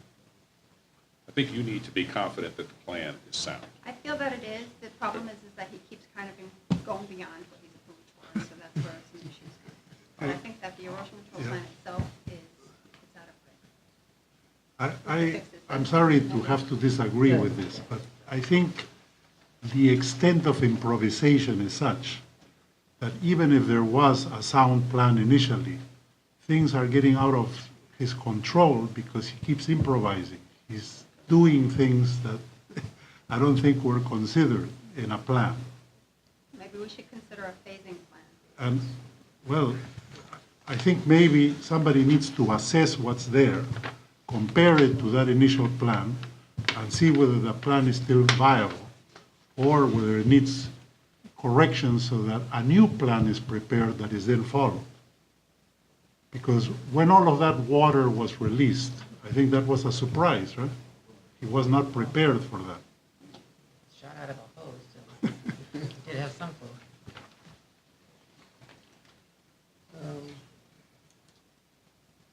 This sounds Is- like it is needs he some rigorous management. Is he shut down at the moment? No. Should he be? Until there's, You know, that's a tough call. I know we did the site visit back, was it January? And so those who have not been out to the site, he's excavating the basketball court that was mentioned. That's a subterranean basketball court. Right. So The a sports huge court. hole, and instead of soil being excavated out and leaving the site, there's large stockpiles, there's areas that were cleared that are outside of our regulated area, but yet they're exposed and draining to the pit. They'd if there was a dewatering plan, he didn't follow it, which created the violation. It's weird. It is, I don't know what it is specifically that's making this so difficult to get on top of. I think, to Mr. Adams' point, the lack of consistent professional guidance and adherence to those plans is very mentioned. But is Franchio going to develop a project plan with phases and with specific expectations? I don't think it has along the phasing. way, or, I mean, it seems to me that that's kind of like a little bit of the first step, is we need to know what's going to happen, and whether we have a degree of confidence that it's going to be executed correctly, and that we monitor it, because it seems like this is a little bit freewheeling. You know, today's Monday, how about doing this? You know, that's not adequate. Was there a construction sequence? So there's no sequencing or anything with this thing. He's verbalized it, there's nothing. Nothing Well, documented. So we can add that as a I would condition of add the a order. condition, yeah. Provide construction sequence plan, in addition to weekly erosion and sedimentation control reports. Is this a situation where it would be reasonable to ask for at least a comment at our next meeting that at least the first step has been? Sort of update. Yeah, Status in other report. words, that people have gotten the message, so to speak. Because I have a vision that this is going to be back to us in September, because Rick Adams is going to call the office one day and say, oh, you know, Guess what? so. Yep, so we can put it on the to- agenda to have a status yeah, report. Instead of, waiting until we have another problem, let's make sure that everybody's heard, at that end, has heard this discussion, and they start to take it seriously. Then it's implementation.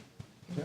For the foreseeable future, say the next 2-3 weeks out, maybe me, Rob, and Mr. Martin have a weekly site inspection out there.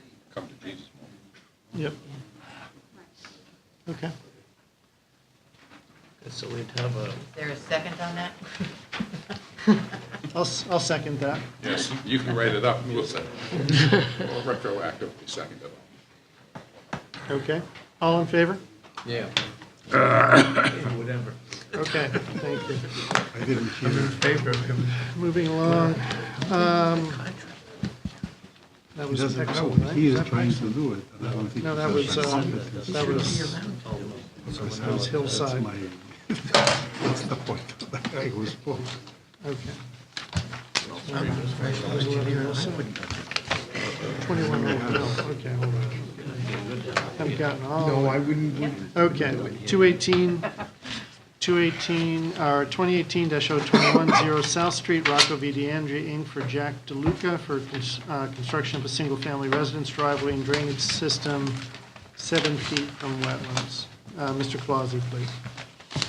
Okay, the permit issued by the agency in 2015 to develop this vacant parcel expired. The property's changed owners, and the development plan has changed.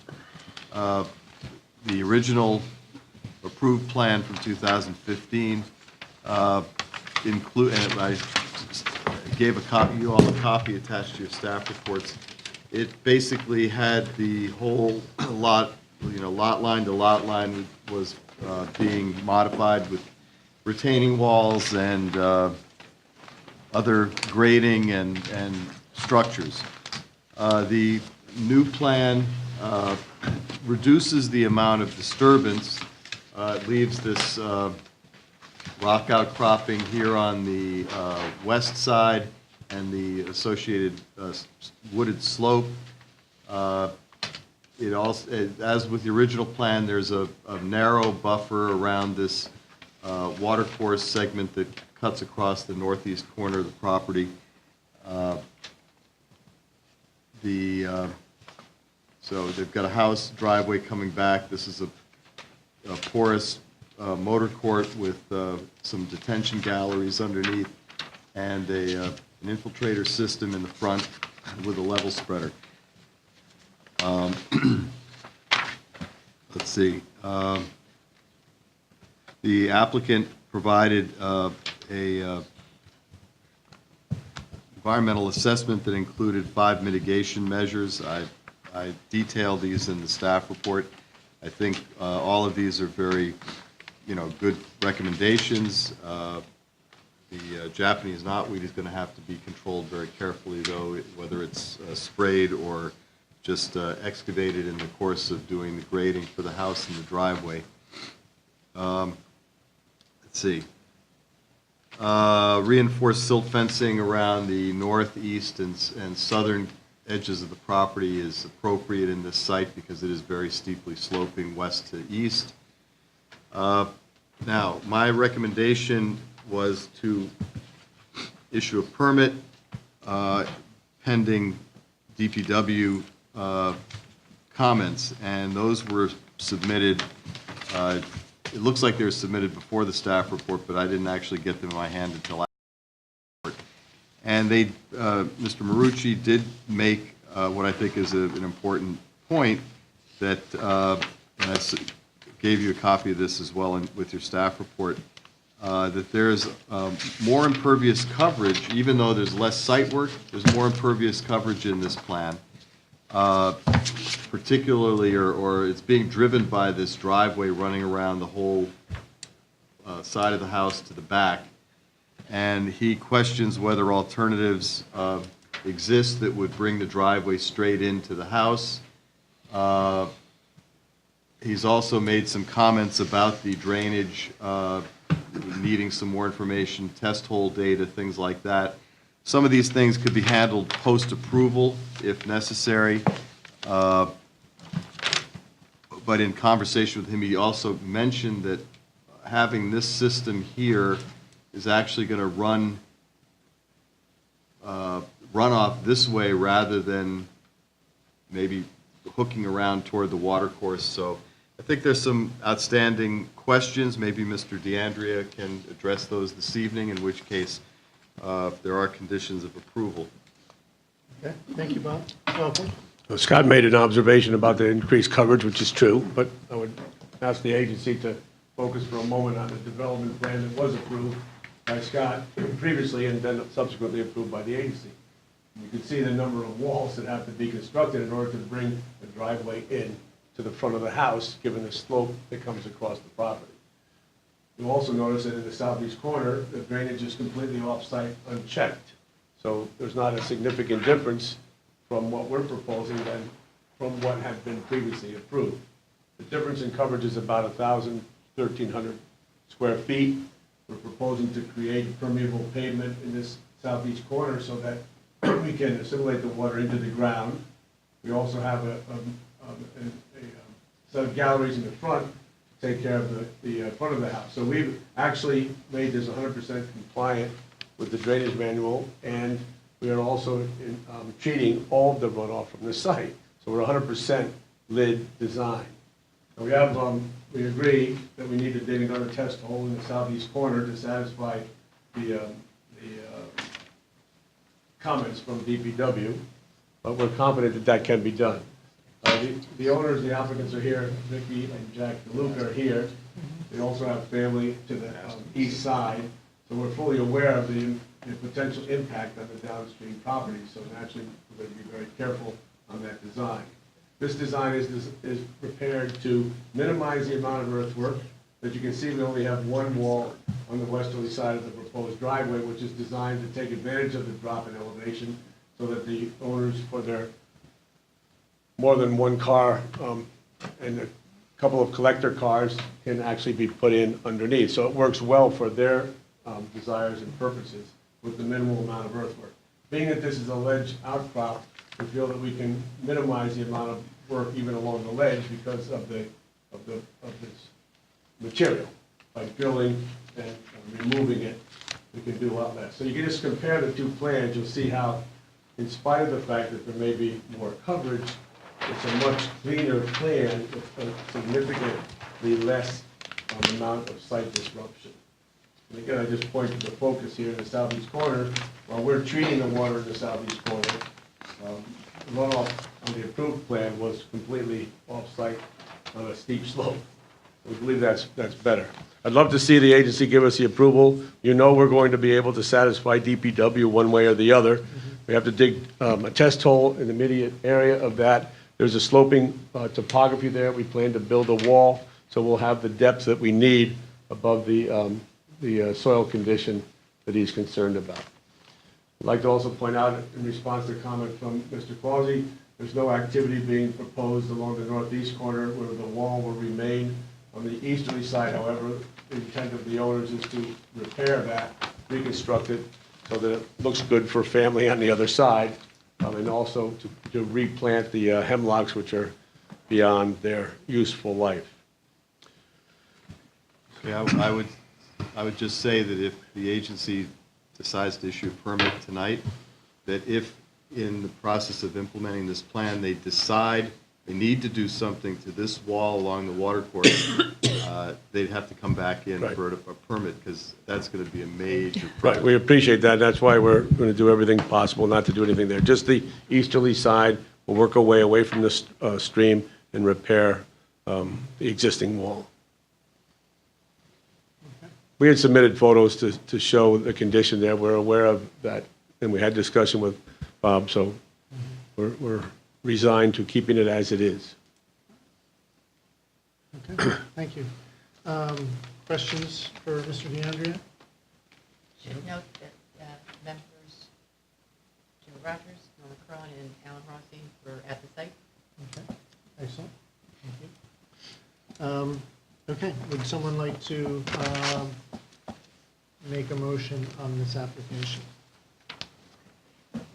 I'll make a motion to approve with the special conditions listed. And I guess it's got to be subject to DPW approval, right? Correct. So Correct. that's and the one, The additional condition that any work adjacent to the northeast yeah, quadrant around the wall would come back. as a separate, separate permit. All right, Or so a we modification. add the condition that DPW, the applicant provide us with confirmation that DPW has been satisfied. I think bullet point 3 is the major thing from our point of view. And Okay. Very good. Is there a second? Second. Okay. Mr. Schoendorf seconds, and all in favor? Aye. Okay, very good. Thank you very much.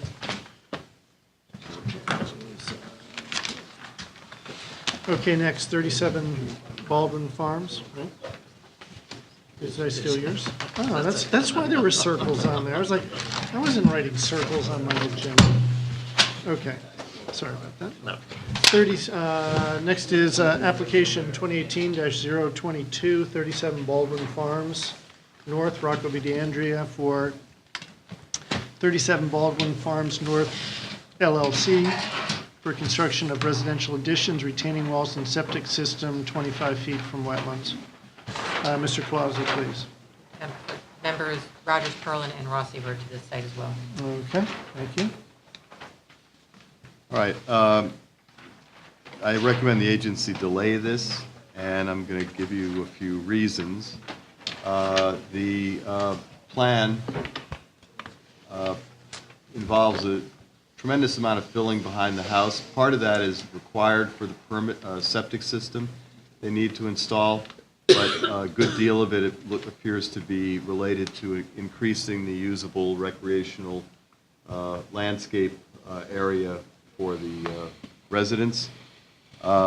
This fill would be 8 to 9 feet deep in spots.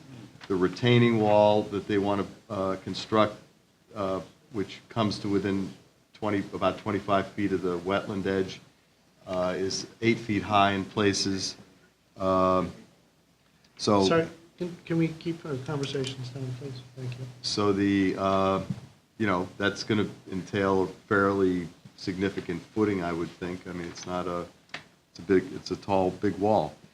There are trees here, not a closed canopy by any means, but there are trees that would be removed to get this fill in. No mitigation is provided. This little plan shows an area that I looked at that I thought was likely to be wetlands. There's skunk cabbage popping up. It's very watery and could be associated with a hillside seep. It could be a seasonal wet spot that, you know, may or may not have wetland soil in it. I asked for some additional inspection of that. And I don't know whether Mr. DeAndrea was able to stake the wall location. I did, yeah. Okay, You did. great, Yep. good. Thank you. So you all have seen the site. None of the work on the house that's going on is of really any concern of the agency. It's all beyond the upland review area. We've not received any alternatives, biological narrative, or mitigation, as I said. So right now, the application is incomplete, and I recommend the agency delay. Very good, thank you. And we're not here to argue with that. I'm not going to deny that it's an aggressive plan, and I had that very same discussion with my client when we set forth to describe how it could be done and probably wouldn't be done. And I have been working on some alternatives, which I will come and review with Mr. Clausy, so we don't waste any more of the agency's time. I did design the septic system. That's the most critical element of this. For those of you who've been to the site, you recognize how steep it is. And for the record, there were two septic systems, one of which was partially on the adjacent property to the north. The main system was down in the border, if you will, of the wetlands, and actually in an area where I went to look again and saw the skunk cabbage probably at the end, the southern end of the leaching system. So what we proposed to do, with the health department investigating with us, we excavated a series of holes, found a pocket of gravel here in the southwest corner of the lot. So that's where I had to work backwards from to design this site. I've also been working now with some alternatives, which again I said I will review with Bob and staff to show how I can still protect the septic system and pull the walls in and create a more usable area around the house and still have some kind of a flat area over the septic system while pulling back up the hill. So we'll flesh that out in more detail and continue with the evaluation and the final design of the septic. But I think we can find a way to do it correctly. And you're surveying that area to see if those are wetlands? I've asked Mr. Kenny to take another look at Bob's request and suggestion, and I don't know that it has been done. Last time I checked late last week it had not yet been done. So we'll press on that, get that mapped and refined or redefined, and then add it to the plan. Okay, and if you could, it looks like you've added the trees to the plan. Well, the trees, I had the trees on the plan. The ones that I've highlighted are those that would be impacted by any of the design. So I forget what my number was that I counted up, but 3, 6, 7, 9, 10, about 10 trees would be impacted by this design. It would probably not be reduced by pulling the wall back, because we do have to fill for the septic system. And obviously this area that was previously used as a septic system would not be ideal today. So. Okay. Thank you. Any questions or comments? Needs to ponder? No? Okay. Public questions or comments on this? Thank you. I did step out of the room too soon because I didn't think that 581 was done or not, but so I had to step out to calm my client down from the first application. So I missed what might have been done or said about 92 Orchard, which was the pending application. You got a permit. You did? Yeah. Okay, very good. You worked very fast for that 5 minutes. I got caught off guard. Thank you very much. Yep. Okay. Motion to delay. Norma seconds. All in favor? Aye. Okay, next is application 2018-023, 34 Concord Street, Sergio Biagioni, right, maybe? Biagioni, for construction of residential and garage additions 10 feet from wetlands. Bob, please. Okay, I believe some of the agency members visited the site today? Yes. Same thing. Okay. All right, this project involves construction of 2 additions, one on the house, one on the garage. a renovation and expansion of the pool patio, a terrace area here at the corner of the house, some retaining walls along this side of the house, and a reconfiguration of the driveway, including creation of a pervious portion in this location. Let's see, there's about an 1,800 square foot increase in impervious coverage. The drainage design has been reviewed and approved by DPW, and the calculations show that the system will reduce both the peak runoff rates and volumes through the 100-year storm. Let's see, I did ask Mr. Mueller if it's possible to ensure that drainage sheet flowing off of the pool patio doesn't run directly to the north into this wetland and the little ditch next to the property line, and he said, you know, either the treatment of the paving for the patio or the way the patio is pitched, they could run it more to the east and increase the flow distance before it gets to the ditch. There's a little roof leader that it currently runs right off this side of the house, direct discharge down a very steep slope into this ditch in Pemberwick Brook. I think that ought to be pulled back behind this new retaining wall. And let's see. Oh, and then the only other thing was, this is one of those projects I think would be good before site work begins, but after the erosion controls are installed, to have staff go out and inspect them, because you know, the erosion controls proposed are fine. It's just that this is a really steep slope straight down to the brook, and the ditch runs right along this property line, so we want to be sure before things get started that everything's tucked in. And the site is quite flat, so once we're pretty sure of that, I don't think we should run into very many, if any, problems on this project. So I recommend the agency issue a permit. Conditions are provided in the staff report. Okay, thank you very much. Good Welcome. evening, Ryan Mueller, professional engineer, state of Connecticut, representing the client. I'd just like to go over a few things. This property here, as a whole, has a lot of hardships. There's actually a water line that runs directly through the property here, and it runs directly through the wetlands as well, which to me was also part of how these wetlands were formed on either side of this water line that was put in. There was also a culvert put in on the road up top that kind of brings all the road water down and through the back here. And this intermittent water course here, which, you know, I'm not really sure if you could consider it an intermittent water course. It kind of runs over ledge. You guys have been out there. There's no real soil there. It's just running on rock. There's a lot of ledge out here. The existing, or the old septic system that's abandoned now was actually in this area right here, a very, very small old system, which has been abandoned for years now. They're hooked into the town sewer.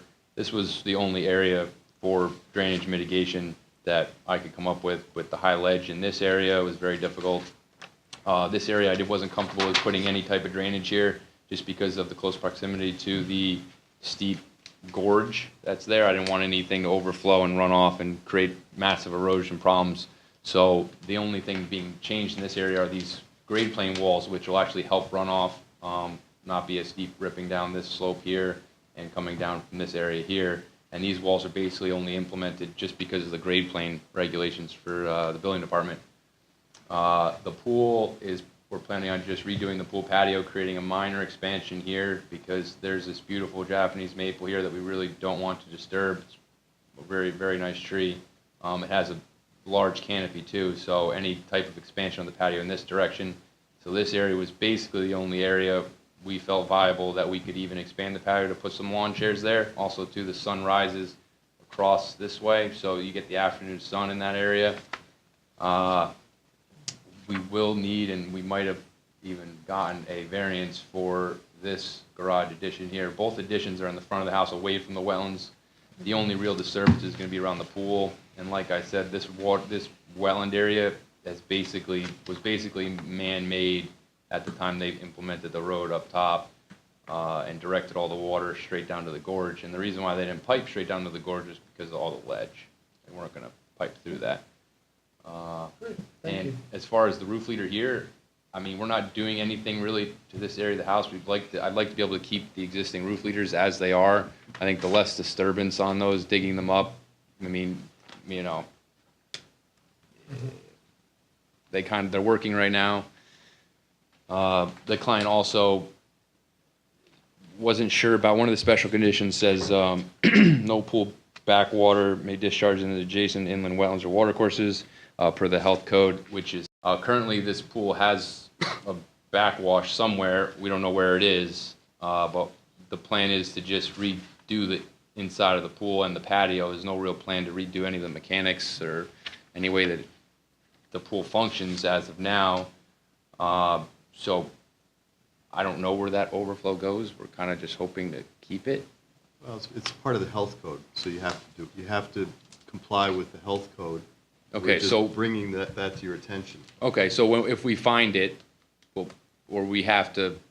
You'd have to change it if it's not compliant with the health code. Okay, and the health code just says.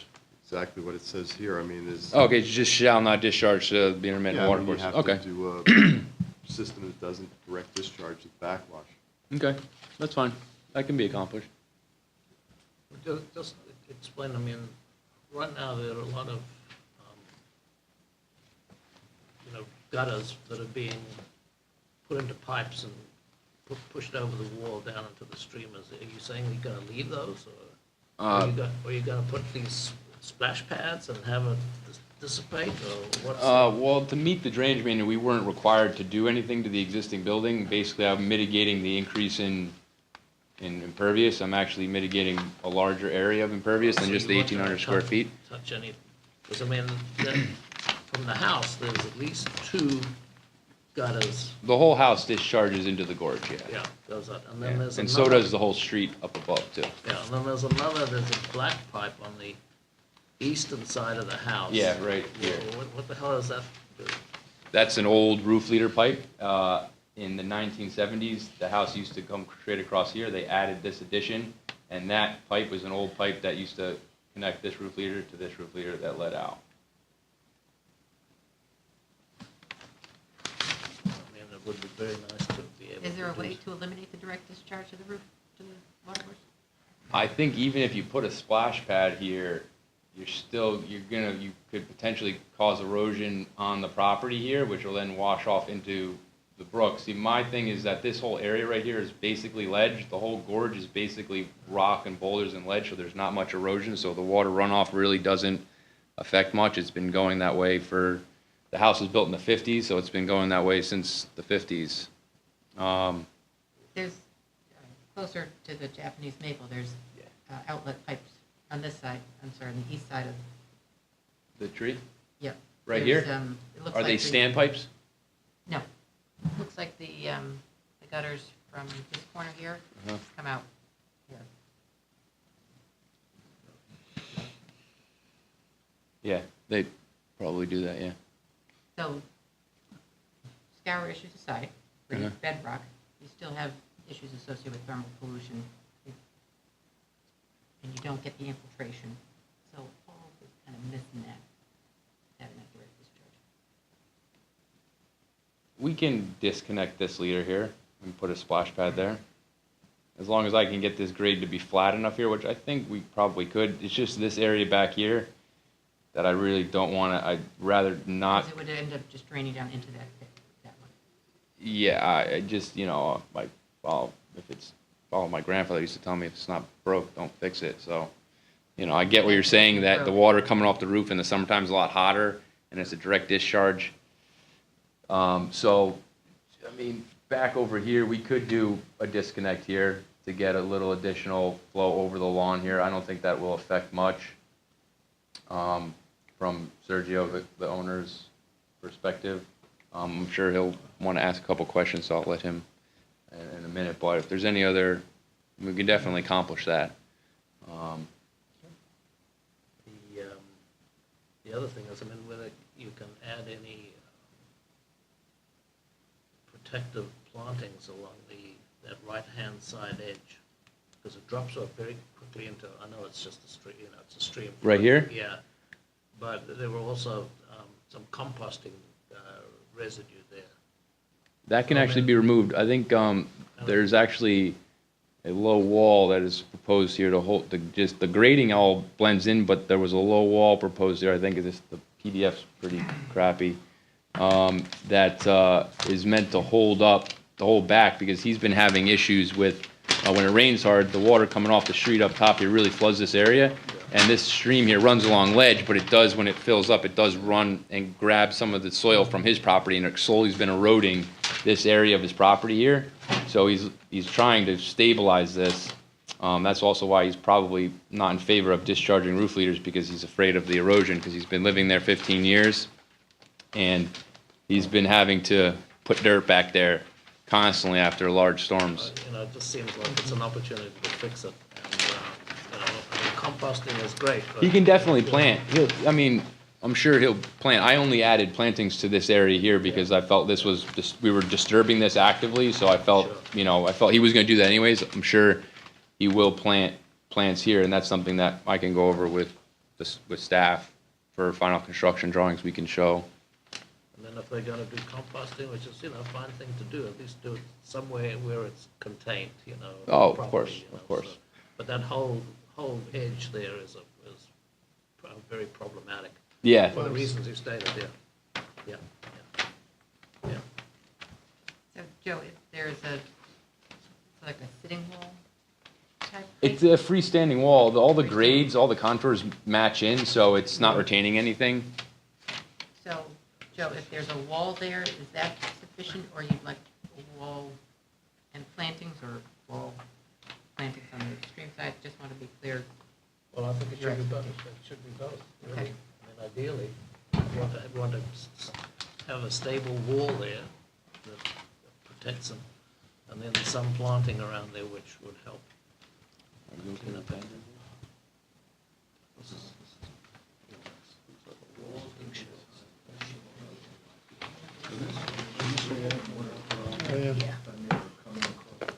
Maybe that's proposed.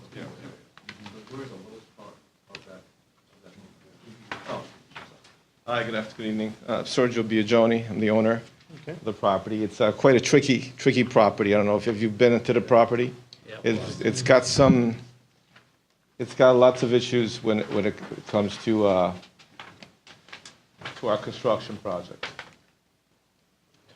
Whenever it rains, you'll see water coming from this part of this property, coming across here, comes across down this property, and obviously the water course that you saw coming through here.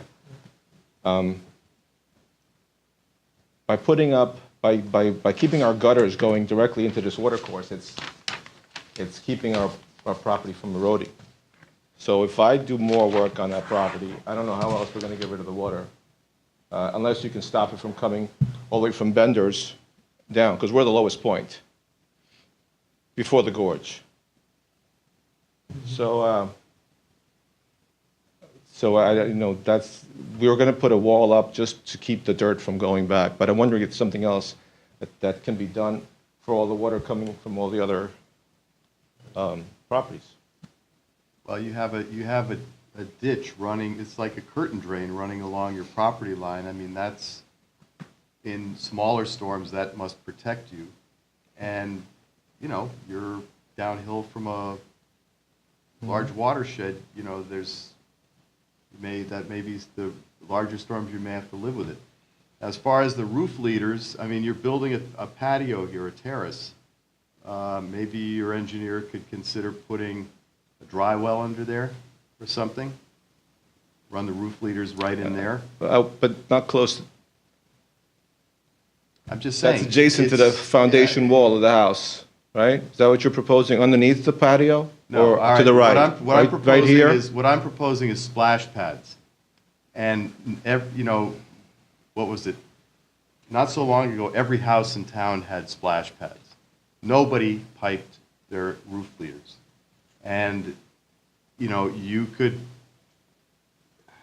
I think Mr.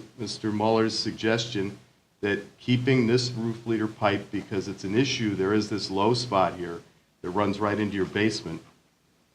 Instead of cutting that one off, cutting this one off and having it discharge at grade. You're gonna have a wall along here that will help to protect that side yard or the backyard. But this is all fairly minor. So I'd like to hear what your engineer has to No, I say understand, about I this. understand what you're saying. That entire area, when it rains, you can't even walk on it. And that's not from our gutters. That's from all the water coming from all the other properties. But the proposed stone wall should address that as well. I don't think it's coming from the stone wall. I think it's coming from the adjacent property to the pool side. He's saying the Yeah. watershed from the neighborhood up Yes.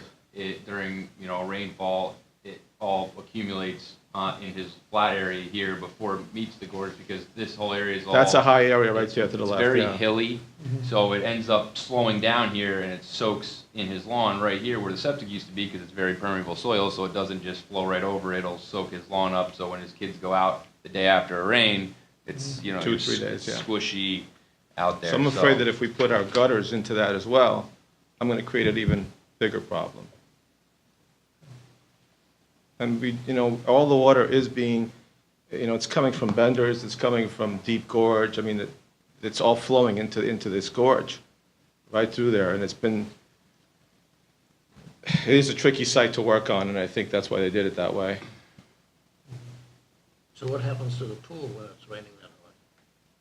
The pool gets, well, there's curbing on the pool, so it goes around it. There's a bit of a curb, but the whole area is wet. But we do have some coping stone around the edge of the pool right now. Mr. Muller, is there a way to put a curtain drain somewhere through here that would pick some of that up? I could put a curtain drain right here, actually, and just tie it into the stone bed for the porous asphalt driveway, which should direct the runoff from coming here down in here. It may overtax us a little bit under the high storm events, but again, some people think we have 25-year storms. Hurricane Irene was the most intense storm we've had in my lifetime, and I'm 32, and that wasn't even a 25-year storm. So you hear I hear my family all the time saying, oh, we had a 100-year storm for Sandy. No, we didn't. It was only like a couple inches of rain. 25-year storm is like 6.4 inches of rain. So that's a significant, and that's in 24 hours. That's a significant amount of rain. So we could put a curtain drain here. That's something, would you be open to that? Because that will dry up your property. If I add a curtain drain in here, which will basically just be a gravel trench that will have a perforated pipe in it, that will lead and discharge into your stone bed under here. And it actually can lead into this little water course, because the pitch is actually to the right. Oh, this goes this way? Yeah, it goes up high and then to the right, yeah. That'd be good. That would help. Yeah, yeah, it would help, but I don't want to fix one problem and then create another. This should help you drying up this area, and then putting a splash pad here shouldn't do much, because this will be directed this way, right through here. Yeah. And if the rest of the house stays under its current conditions, I think if I could leave the drains, the roof drains that are existing, leave well enough along the way it's working now, and then try to mitigate the water coming from my neighbor with another drain going into that water course as well, that would probably dry it out a little bit. It's not working well enough for the water course, that's the point. Yeah, we're trying to get the direct discharge. discharge to the stream is not working for the stream. Good, so the agency's trying to move away from decisions that were made that are detrimental to the stream. Discharges of our roof drains are one of those. Yeah, and they're all, actually, all of the drains from all the streets are actually coming right to the edge of my property. So the now, consequence I of playing in the can't bottom, really no, I fix can't all help of the that. water coming from all the 3 neighbors. Should not all be up to us. I don't think, that's why it's a difficult site to work on. So if I do drains, if I do more dry wells on the property, it's just gonna saturate that property more.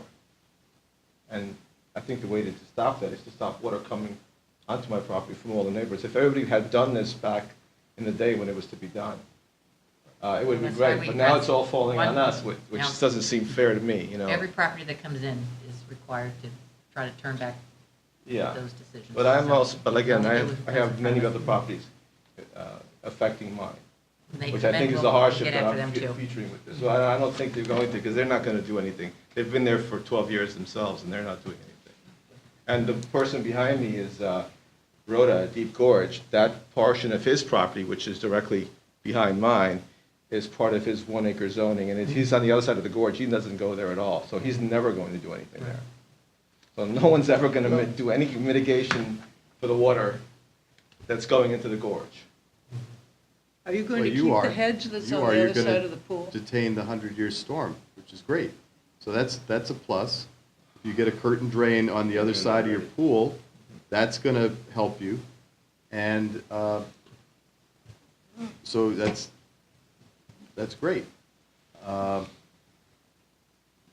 you need to disconnect that roof leader that's piping right into the water course. I had a question. Are you going to keep the hedge on the other side of the pool? This hedge here? There's a hedge on the other side of the pool. No, we're going to put just a wall there and some bushes, yeah. But the hedge right now is 8 feet wide, so we're going to I understand, put but some narrower edge, yeah. that's a good defense against flooding because of, Well, we're actually thinking of putting this drain now along the back to stop some of the water coming down, perforated drain, along that whole back wall. I think Brian just suggested that, it was just.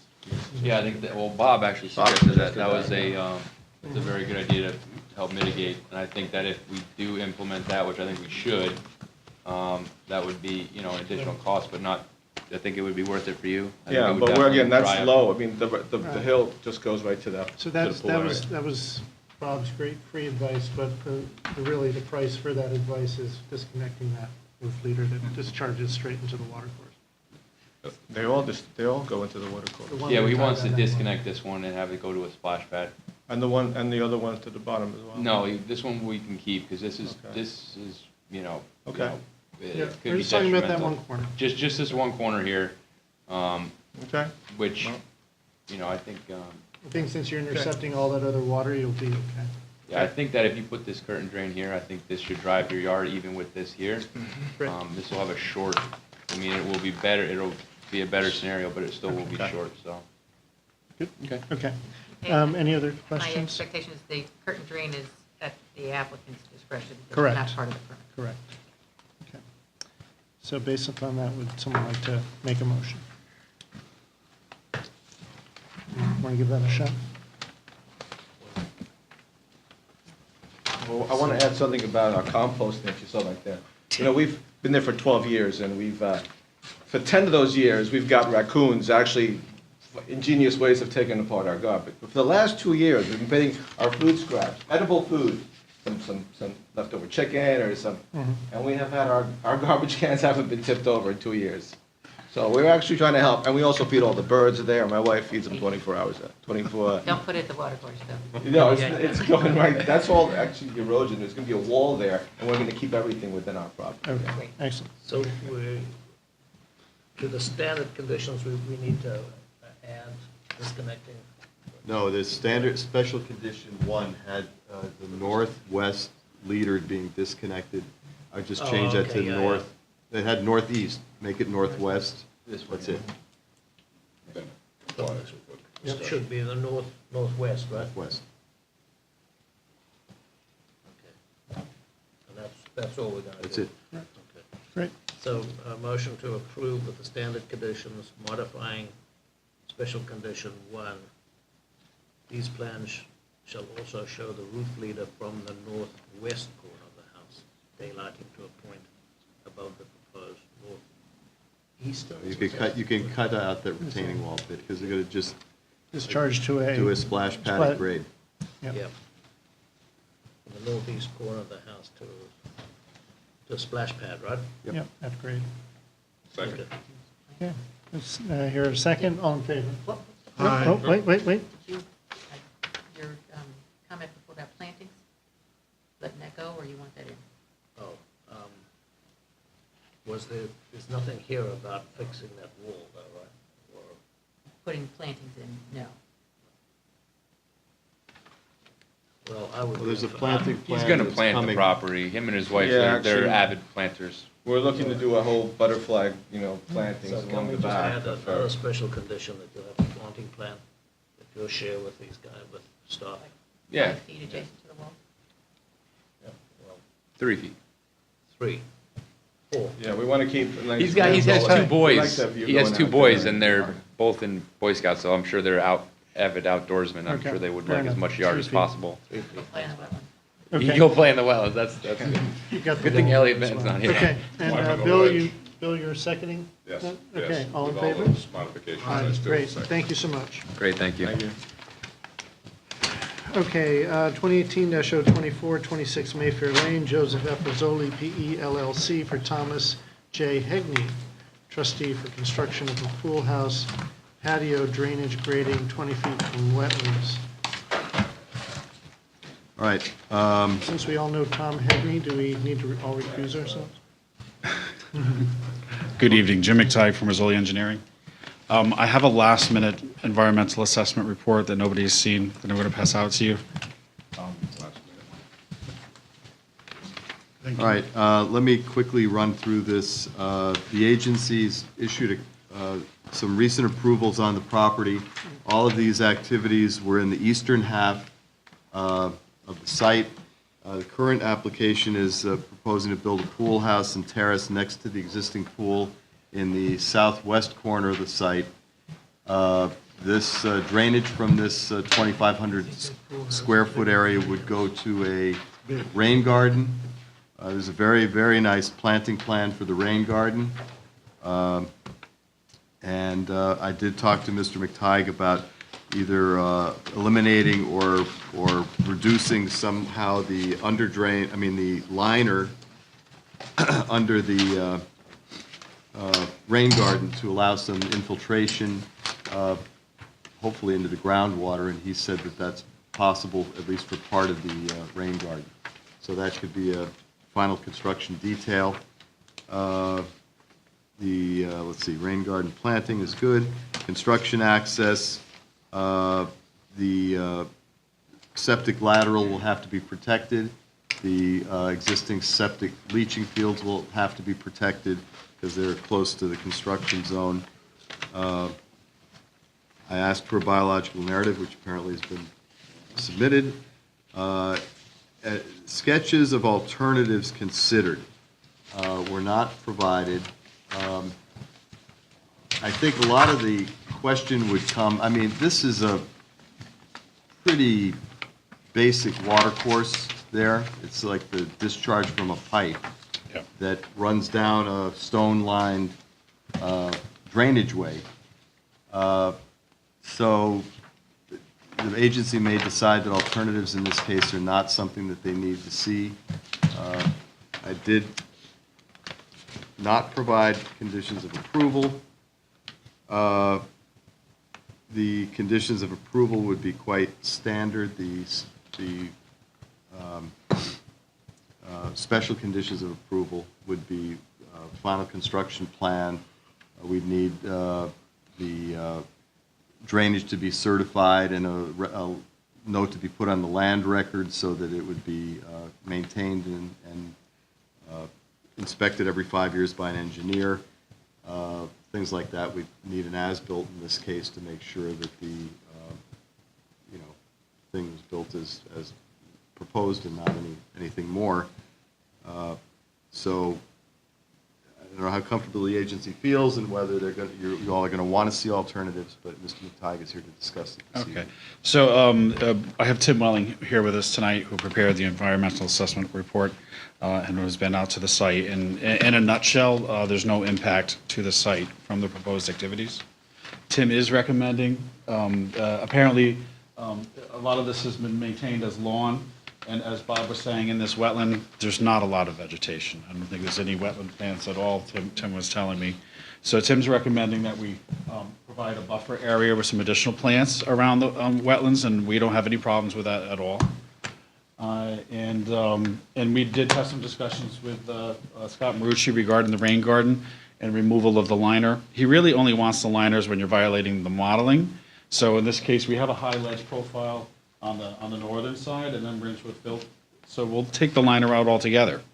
Where we have ledge, as long as it's a solid ledge, so we won't need the liner. If in the process of excavation we see a fissure, we'll probably have to put the liner back over where the ledge is.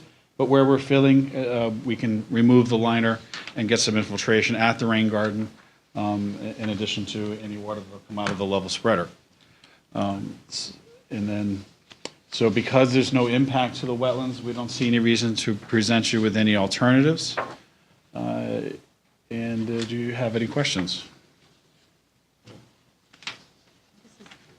Well, just out of curiosity, I mean, you've got that berm that's built up over here, right?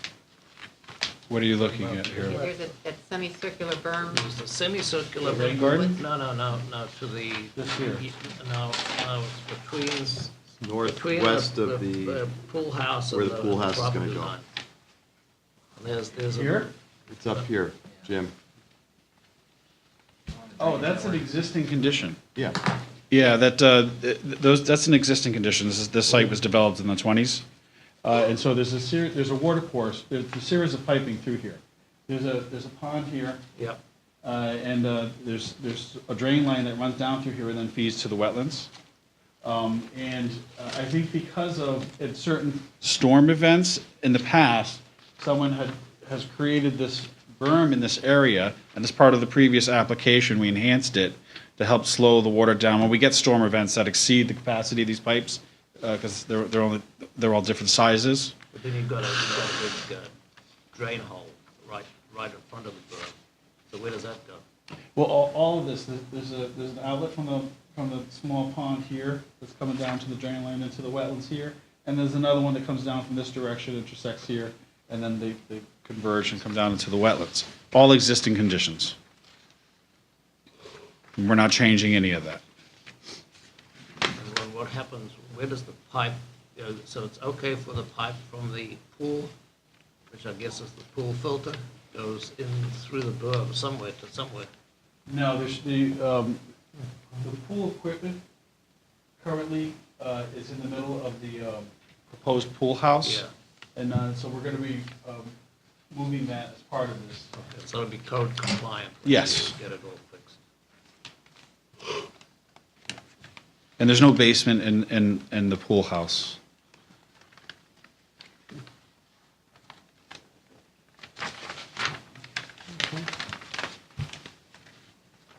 And it is an existing pool. I don't know the exact age based on the shape. It looks like a late 80s, early 90s freeform, which the owners like and are keeping instead of reconstructing.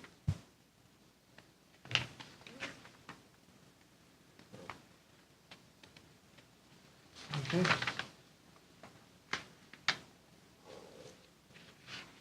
Any agency questions for the applicant regarding this proposal?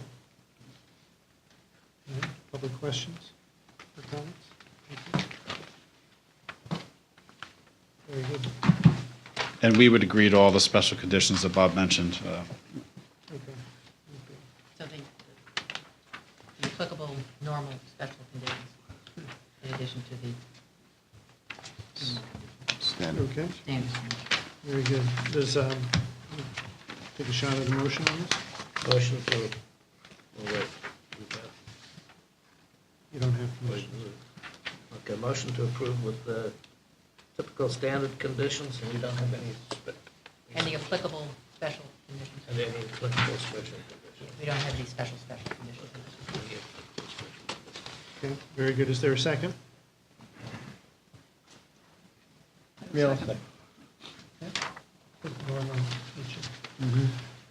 All in favor?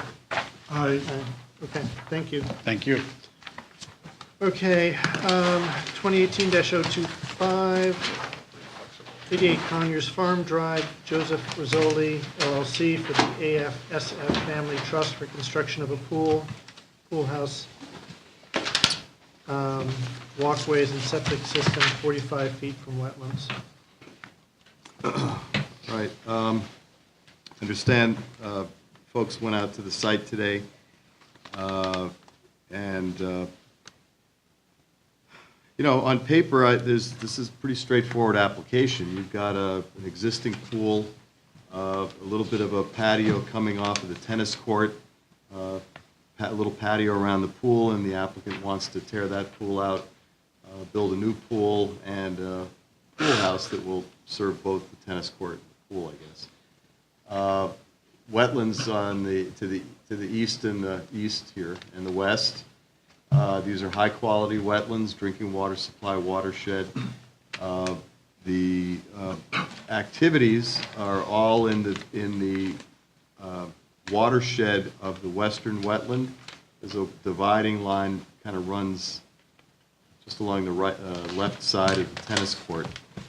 And the activities are well removed from that wetland.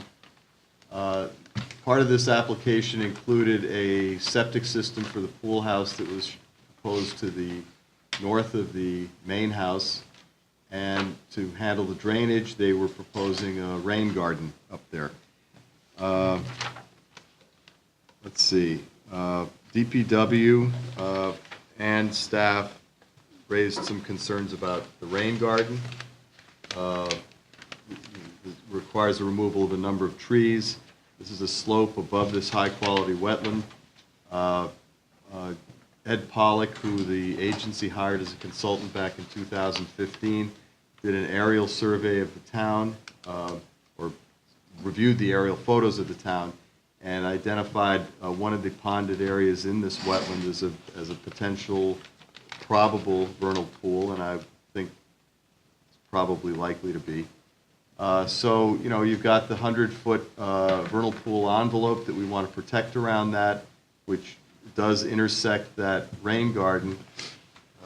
And so the question is, do you even need a rain garden for this? And Mr. Marucci suggested that perhaps sheet flow off of this area has a long enough way to travel that it could meet, and this whole area is a conservation easement. Those two things combined could meet the burden of the drainage coming off of this. So I believe Mr. McTighe and Mr. Marucci are discussing that.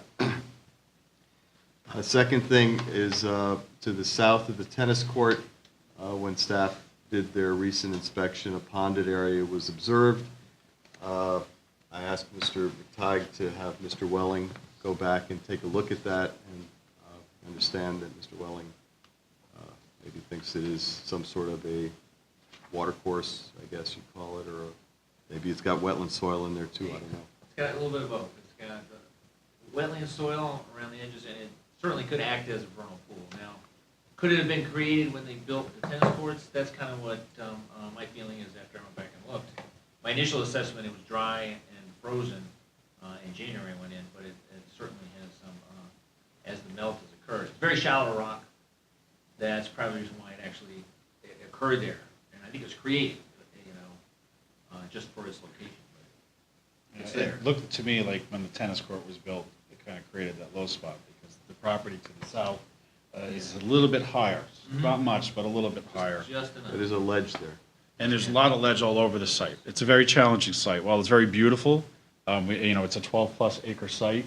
We have over 8 acres of conservation easement, and we only have about 4 acres of workable area. And of that 4 acres, between the existing septic system that consumes this whole area over here, and the existing pool, and the existing tennis court, and this beautiful house with its driveways and associated courts, it was very challenging to site, to take care of and manage the septic. That's why we're all the way out here in the front.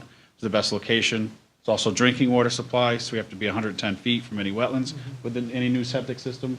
And I'm establishing 100% replacement over the existing septic. And those were about the only 2 areas I found that could pass for septic. And a lot of the other areas, we had a high ledge profile or miscellaneous fill. In regards to the rain garden, we're going to analyze to see what we can do about that. I did talk with Scott, and we're going to study to see if we can take advantage of the large conservation area to possibly see if that will absorb the runoff and meet the standard. And also, and if we can't do that, we're also going to do the same thing like we did on the other project. We can eliminate the liner. On the high side, we have a ledge profile. On the low side, we're having some fill, so we could possibly eliminate that. I don't know which way we're going to go. We'll analyze that a little bit more and come back to you. In regards to the pool house location, the new flags that Tim placed came up almost all the way to the bluestone patio that's here. While it's about lawn to the south end of the court, the new wetland line is about right to here. So we're just going to rework this area. I'm meeting with Pat and Bob tomorrow to sit down and discuss alternatives. We're going to pull away from that area. We'll restore that area. It was something that came about after Bob's and Tim's recent site walks. So with that in mind, do you have any other concerns or questions? Any agency questions, public questions or comments? You're the only public this evening. Okay, is there a motion to delay? Motion to delay. All in favor? Okay, thank you. See you next month. Okay, applications to be received, I shall make a motion to receive applications 2018-030 consecutively through 2013, or I'm sorry, 2018 037. Is there a motion? So moved. Okay. All in favor? Aye. Okay. Okay, and then, any questions on, there are 4 agent approval permits. Are there any questions on any of the agent approval permits this evening? No? Okay. Moving on to violation, cease and correct order 2018-06, 9 Alpine Road, Gramercy South, LLC, for unauthorized cutting of trees within and adjacent to wetlands and watercourse areas. Doreen, please. Okay, so we were alerted by neighbors that there were a substantial number of trees cut adjacent to a wetland and watercourse area. I'd gone out to the site and found that about 22 large trees were cut from the area. Most of them were evergreen. We did receive an application, so it will be reviewed on next month's agenda. Okay. Thank you. Are you associated with that? Yeah. Oh, okay. Yeah, Very we're good. preparing, you can just. No, no, if you're, I'm representing William Penny Associates. We're preparing a planting plan, restoration plan for that. okay. Excellent. Alrighty, is there a motion on the violation? Motion to maintain cease and correct? Motion to make. Do we have a time frame of that? So they already submitted, they So submitted it's- it before so it's all done? we made it to the Okay. agency's meeting. So. Okay. Maintain a cease and correct order. Okay, is there a second? All in favor? Aye.